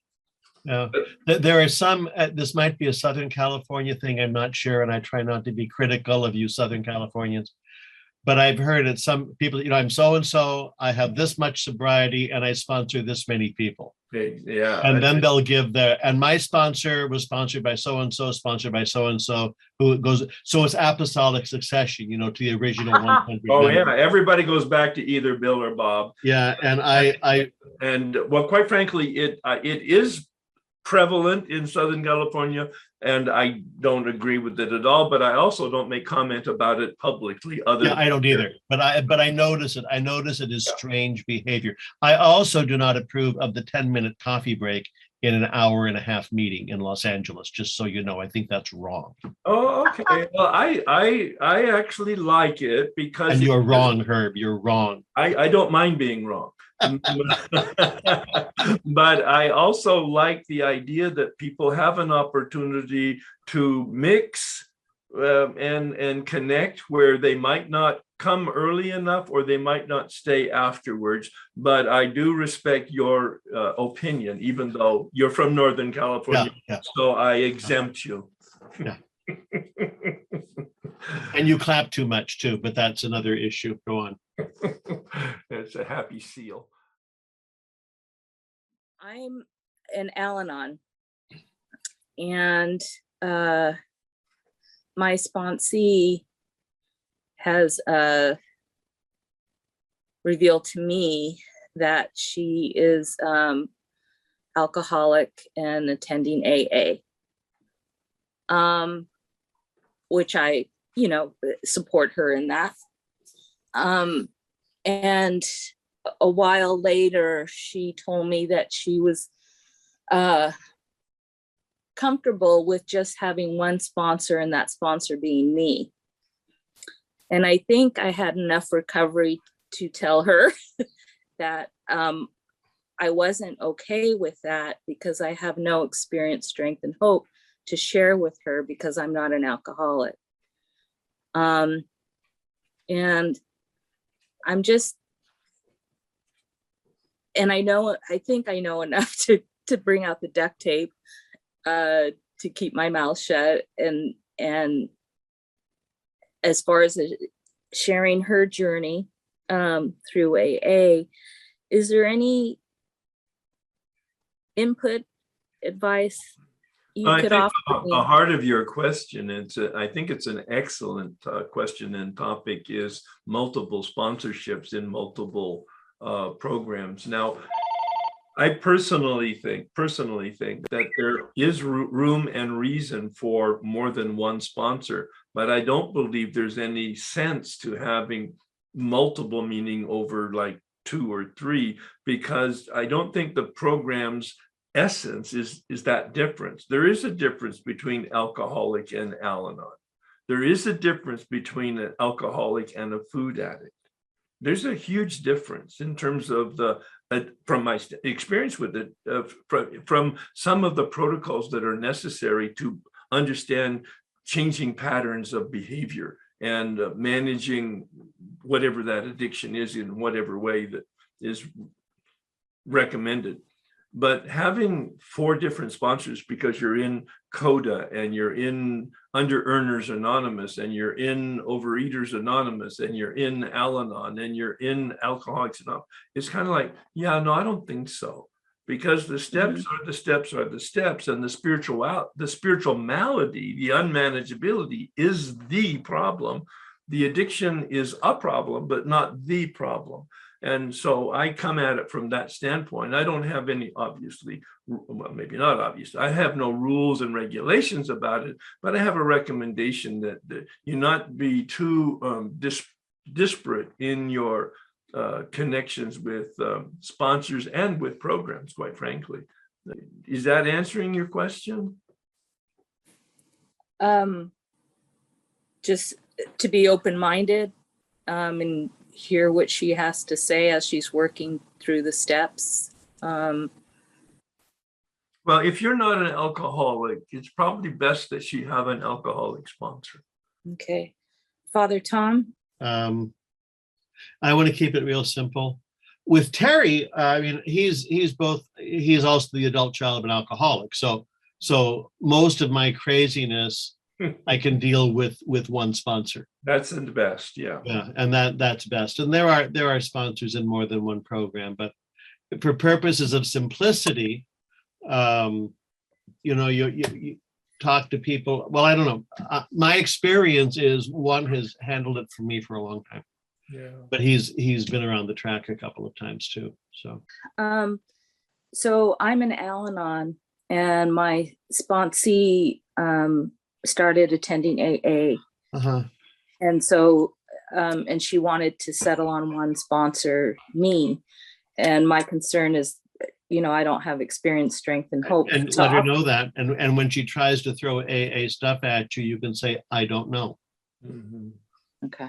Admit your limitations. You don't know.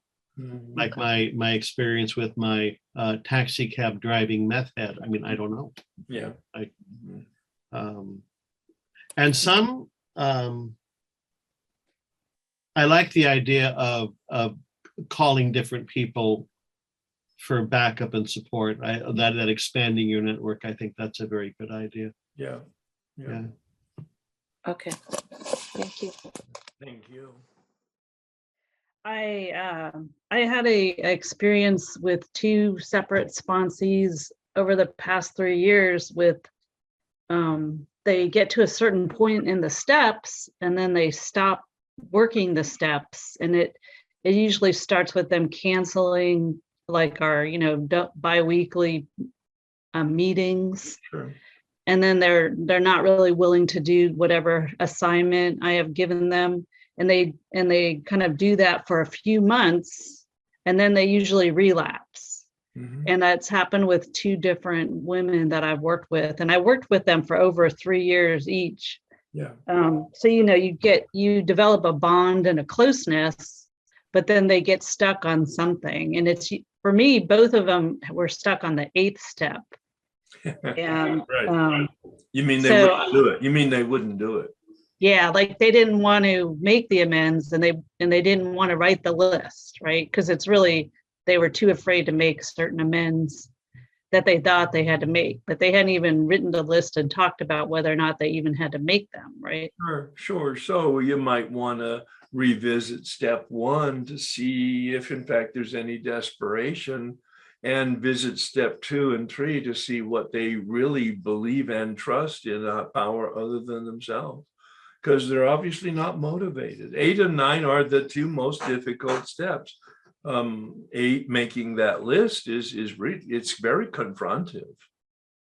I mean, Yeah. we're tornadoes in people's lives, and when we write out the list, it becomes very concrete, the chaos that we've created, and it's very confrontive.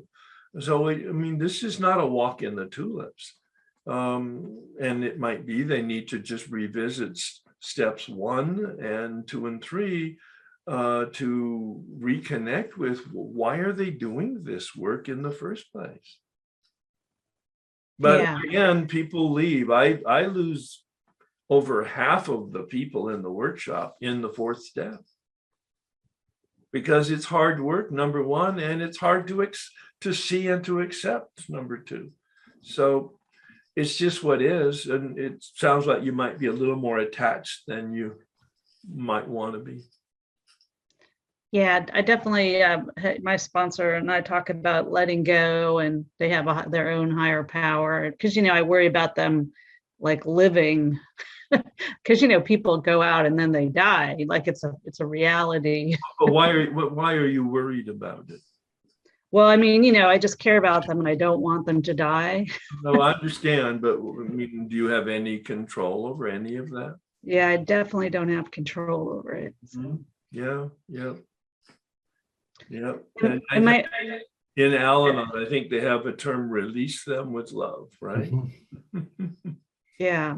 Mhm. I have another question with regards to, I have a sponsor who constantly calls me and asks me about life things, Yeah. like not about the step work, Sure. but just like, how do I deal with, her car doesn't work, or her, how does she fix her thermostat, or, it's like it's almost like, a lot of people need some basics because they haven't learned it either at home or in life, and so, but we're not their parents, so yeah. So I guess where's the line with that stuff? Because sometimes I suggest she call other people and ask them those questions. Right. Because I don't want to be, first of all, it helps her build her network. Mm-hmm. But I'm also like, I don't want the mother role, like with I mean, it's pretty crazy, some of the questions that she asked me. And I feel like it's not very healthy or something, Yeah, you know? that's when I ask them what's practical, what's possible, what's simple. Yeah, nice. Mhm. You know, that might even apply to getting the water heater fixed, you know, what's practical, Yeah. what's possible, what's simple. And a lot of things I have no opinion on. Yeah, yeah. So I try to stay out of the mess. You know, Yeah. if you take on the lens, I try to have the lens of, can I be helpful? But I'm not going to be your parent. Yeah. I'm not going to be your life coach. No, that's not my role. But I can share some experience. I mean, I resolved a very difficult relationship with my wife at 18 years of marriage and 7 years of sobriety. I resolved it, and I can share that with somebody who's having marital problems. I share my experience with things that I know about. Is there like a certain like phrase you would use when they start doing that, and when they start asking those life questions that you would use to kind of let them know that I'm not the person for that? Or I guess I'm thinking of like terminology or something. Yeah, I think you want to be more spontaneous and authentic with them. Okay. Yeah. All right. If you want to help and you have an experience, but if it's outside the area that you want to help in or you have experience in, just be very clear with them. Yeah, like I definitely have the experience in most of her questions, but it's just Well, I like your idea of putting her off onto other people so she broadens her network. I like that. That's a wonderful expanding her own personal fellowship and resource base. Yeah. Yeah. Okay. All right. Well, thanks, guys. You're welcome. Thank you. Hi, Father Tom and Herb. It's so good to be here today. I don't know if this is the correct venue, but if it's not, maybe you can direct me to the right one. As I've been in this workshop today, I'm aware that I have trouble letting people sponsor me. I've had 3 sponsors and I don't have a sponsor at this time. I did get a step guide because I'm participating in the Sunday workshop, Herb. But I don't have a sponsor and I don't know the part of me that's broken or damaged or crazy. How do I unravel that to get to a better place with sponsorship? What are you expecting with the sponsor?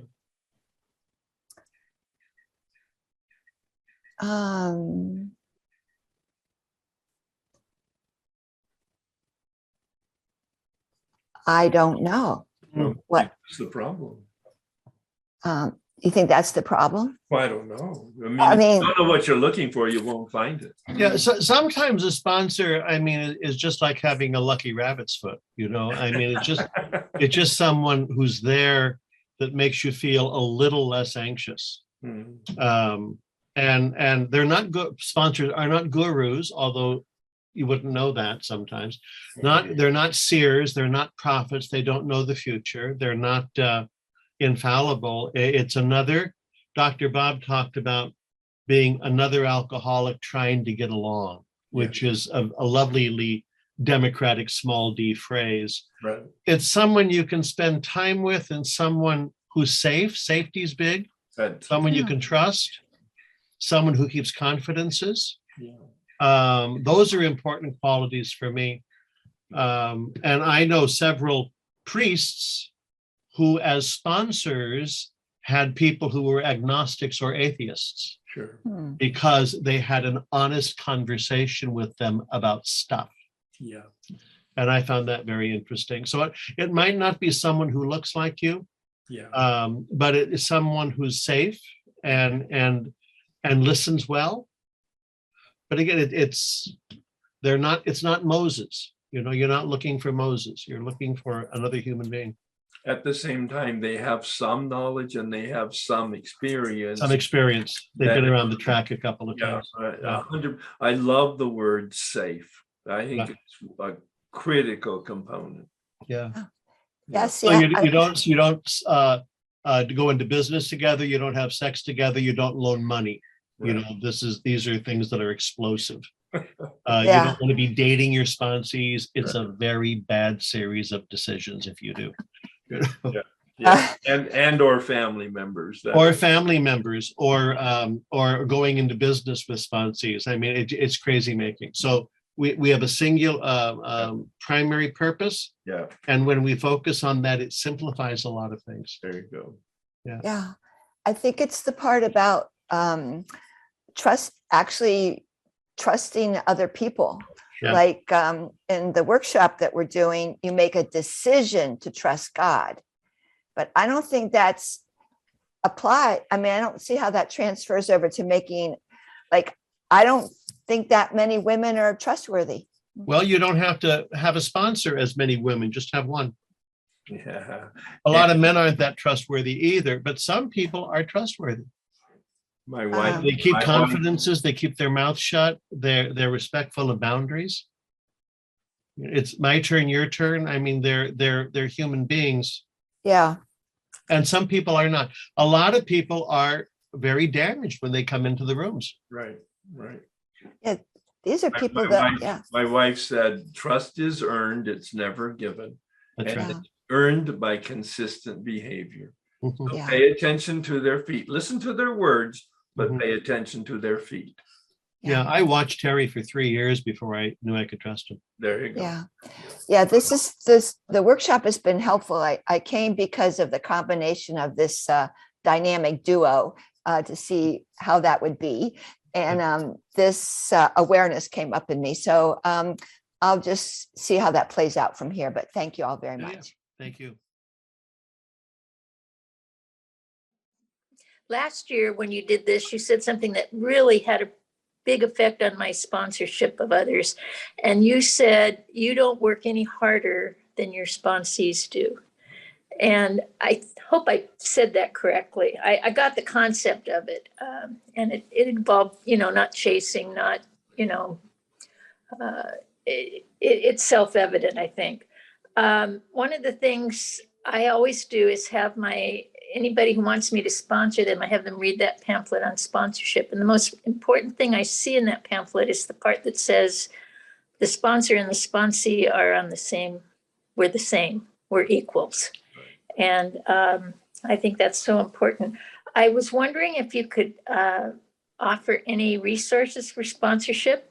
And then my next question is kind of a tongue-in-cheek one, because I've never seen this and there's probably a good reason for it. Are there any meetings out there for sponsors, just sponsors? I haven't seen that, and it's just kind of interesting to me. I don't know of any meetings for sponsors in the same way that you're asking the question, but I do a monthly step guide sponsor Zoom call that has been formalized now, the first Monday of every month. At 11 o'clock West Coast time till 12:30. And if anybody wants to know more about that, just, you'll be receiving an email now that you're registered in this. You'll automatically receive a notice about that meeting for the very purpose that you're talking about, where other people are sharing their questions and or their experiences with sponsor and step guide. I make a distinction because that's just my history. Yeah. Thank you. Yeah, you're welcome. But if anybody has any information on a quote sponsor meeting, then they could put that into the chat room or somehow communicate that to. One of my biggest disappointments in the pandemic was not being able to go on the South Pacific cruise with the dynamic duo, as you've been called today. One of the things that I find also is an issue or a problem with the pandemic is that one of the biggest sources I've ever had for trying to find people to help is through going to face-to-face meetings. So in the early days, as I understand from reading the history, if I went to a meeting and there was a newcomer, I might walk up to him and say, "Hi, I'm Roger. I'm your new sponsor." And the person didn't know any better to know that maybe he should have a say in the matter. Right. But yeah, but as the program tells me, I need to find people to help. From Bill's story, and you often quote this in your presentation, that if an alcoholic failed to perfect and enlarge my spiritual life through work and self-sacrifice to others, I'm not going to survive myself. Right. Yeah. So it reminded me that when I'm trying to help other people through sponsorship, I don't think I've ever seen any situation when I haven't been helped more myself. Mhm. It always benefits me. And every time anybody ever sits down and we have a conversation and they want to talk about an issue they have, it seems inevitably it's something that's been bothering me, something that I've given some thought to, something I've been thinking about. Doesn't mean I ever give advice. I also got reminded in our conversation today of maybe the first recorded meeting that Bill and Bob went to see Bill Dodson, AA number 3, the man in the bed. And Bill Dodson is said to have said, well, this is the first time ever that people didn't tell me what to do. Right. They told me their experience, Right. what they used to be like and what happened. Yeah. And he went from there thinking, well, yeah, if guys like these guys could do it, then probably there is some hope for me. Yeah. And I think that has many lessons in it, that very clear picture of the man on the bed. Number one, Bill and Bob were a duo themselves and reached out. They went to the hospital, they went to the jails, they went to the asylums. That proactivity is something that we just don't go to meetings and wait for somebody to ask us. I don't think telling somebody I'm your sponsor is literally the best way to do it. It might be, it's worked in many cases, but being proactive in bringing a message, but the message wasn't a preaching. The message was, this is what I experienced in terms of a problem and a solution, and then let the person identify with it. So that particular picture has many lessons and models in it. Yeah, for sure. When I was talking about telling somebody you're their sponsor, it reminded me of when I first came in the program. It took me about 5 years before I could get up enough courage to ask somebody to be my sponsor. I thought, who would want to try and help somebody like me? So there are people like me out there, and it works sometimes for sure. The other thing that typically I think is a good thing to do is never give your phone number to a newcomer, give his phone number and call them up, because the newcomers definitely don't call, for sure. Yeah, if you want to help, you might want to reach out to them and see if they want help. That's a wonderful suggestion. Yeah, one thing when that lady prior to me was speaking, she asked about a resource by way of a meeting. Typically, you tell people about Hamilton B's book, right, which you recommend as one of the best resource out there. In terms of a description of both how to be a sponsor, and quite frankly, he has a section on how to be a sponsee. Yeah, it's wonderful. Yeah, and specific things. Yeah. And the other reason you've been talking recently about Rabbi Shapiro. He has a couple of books also specifically in relation to a 12-step program. Okay. And he talks about how our fundamental problems of all we addicts is wanting to be God, and talks about the big book saying we have to first quit playing God and give up that control. So it attracts me as a sponsor when somebody asks me for advice, because I feel like I want to give advice and I feel like I know everything and I want to play God. But for sure, for me, that's not the best approach to take. Well, it's a wonderful yellow flag is up. Caution. Thanks, Herb. Thanks, Tom. Herb, you said something that gave me pause. I come out of a big group where everybody knows who sponsors, who we have sponsorship families, and you said you do not tell anyone whom you sponsor. And I'm curious about that. Do you feel that that's a deleterious thing in sponsorship to let that be known, or maybe some reasons for that? Well, it's none of my business to tell other people who has asked me for help. I think that's the spirit of anonymity. Now, as Tom mentioned, there is some movement in some areas for, quote, legacy meetings, where the sponsors and the sponsees get together and they talk about their grand sponsors and their lineage. I have an opinion. I'm not going to express it, or maybe I just did. Interesting. Yeah. Right, but what is the deleterious effect? Is it just it's violating the principle of anonymity, or? Well, it could be that, or it could be that it becomes like a club and it becomes inclusive rather than, it becomes exclusive rather than inclusive. And so I see a lot of benefit from it. My own daughter has she's 30 years sober in AA, and she comes from that kind of structure where they have regular meetings with sponsors and sponsees, and she finds it very helpful. And I just don't. That's all. I avoid that kind of the cult of personality is the term I would use, which obviously reveals to you what my opinion is about it. Thank you. Tom? You're muted, Tom. Nothing on that. Okay, good. Yeah. Hi, Herb. Hi. I tell you, it's just an amazing thing to be here with you this evening or this afternoon, wherever you are in the world. Yeah. I just say, my name is Greg. I'm a grateful glutton, and I'm so grateful for this yearly check-in, Herb. This is all good. I'm so grateful. So here it is in a nutshell. I, as a sponsor, find it difficult to keep my emotional ties, my emotional self, from being involved in my sponsees. Yeah. Some sponsees, I could care less. You know, I'm there to do the work. Thank you very much, dear God. But other times I find myself emotionally drawn to this person.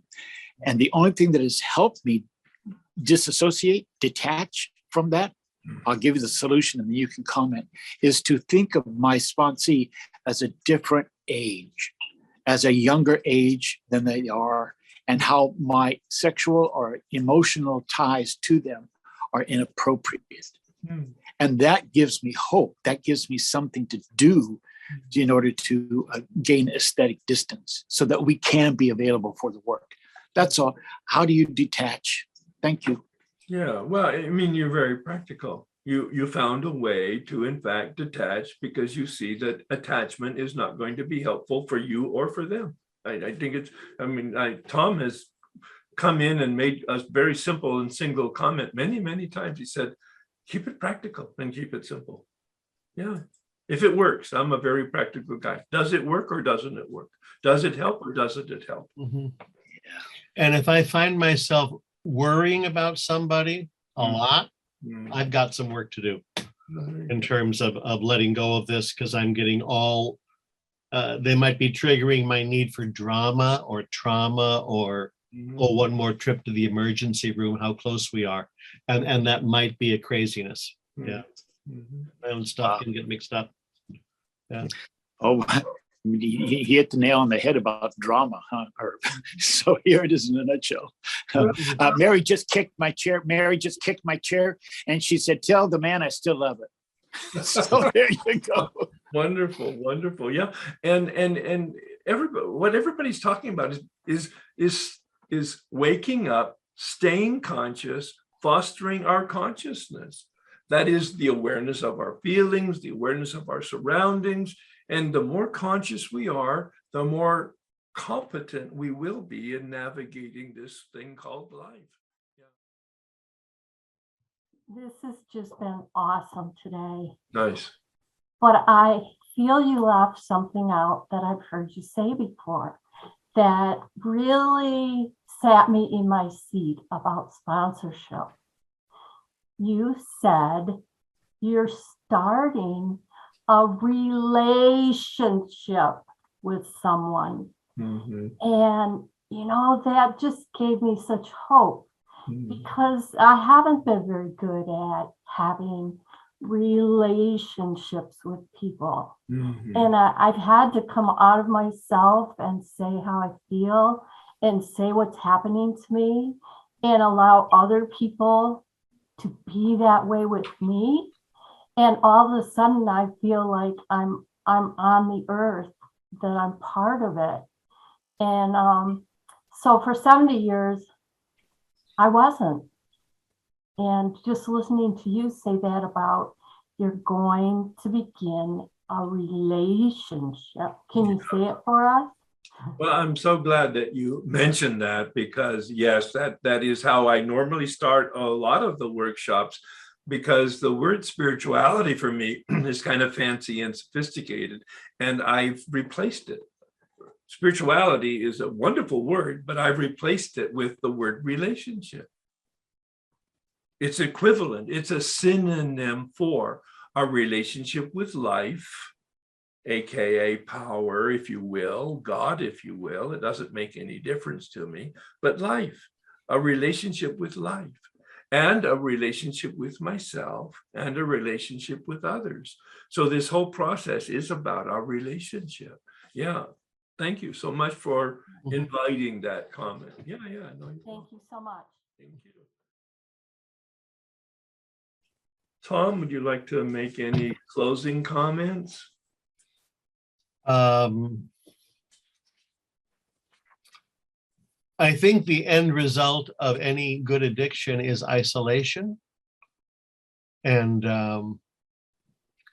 despondency and a lot of frozen everything. And in recovery, we learn how to say hello to people and make connections and start thawing out a little. Yeah. And I think this was very helpful for that. Just, Yeah.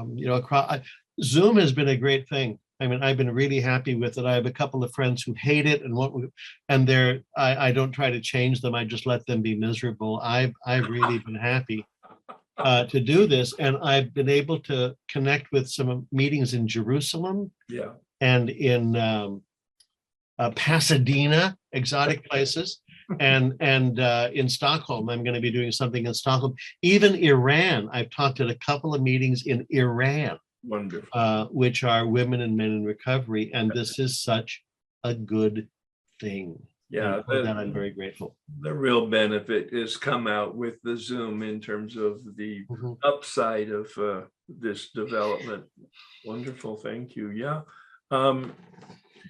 My first step guide had a wonderful phrase when I came to him, and he asked me how I was doing on my 9th step. And I said, oh, I've done 9 of them. I'm 9 of the 30 that I had on my list. And he said, oh, gee, that's wonderful, Herb. When is the last time you made one? I said, a month ago. He said, well, what's the delay? And I said, well, the promises are coming true. My life is becoming full. I'm just so excited about it.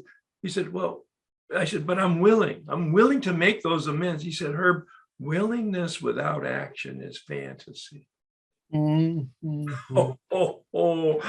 telling you, cold water in the face. That woke me up. All right. Willingness without action is fantasy. Sponsorship is about action. Here, put this up again. Who is coming to help them?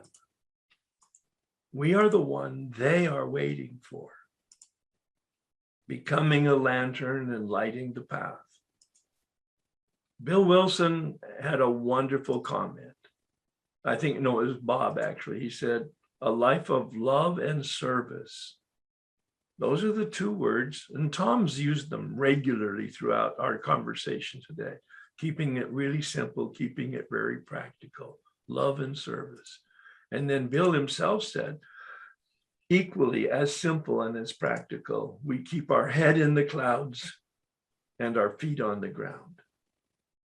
head in the clouds in a practice of meditation on a daily basis, improving our consciousness. And our feet on the ground, very practically and simply, how can I help? How can I help? The prayer of St. Francis, I've changed it. So I've taken his name off of it, even though we didn't write it in the first place, but I've changed it just a little bit. You'll see in the last line, made it very practical. Please join me to stay awake and to transform, and then to be a lantern, standing by the path, shining the light on the path so others can walk the path and themselves become lanterns ad infinitum. Lord, make me a channel of your peace, that where there is hatred, I may bring love, that where there is wrong, I may bring the spirit of forgiveness, that where there is discord, I may bring harmony, that where there is error, I may bring truth, that where there is doubt, I may bring faith, that where there is despair, I may bring hope, that where there are shadows, I may bring light, that where there is sadness, I may bring joy.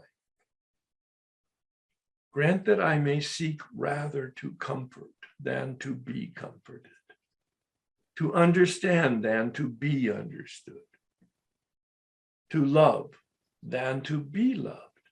For it is by self-forgetting that one finds, it is by forgiving that one is forgiven, it is by dying, and here's the change, that one awakens to life. Amen. Not eternal life. I'm not one bit interested in eternal life because I have no idea about that. I have an idea about this life, and that's where I want to have my feet. So everybody, thank you so much for joining us, for your participation. I hope you found some parts of it that were useful to you. Tom, any other comments? Thank you so much for taking the time and joining us. I'm always glad to hang out with desperate people, so it's nice. Thank you. Right. Yeah. Keep in mind, the rooms of Alcoholics Anonymous are the outpatient ward of the psychiatric hospital. Mm-hmm.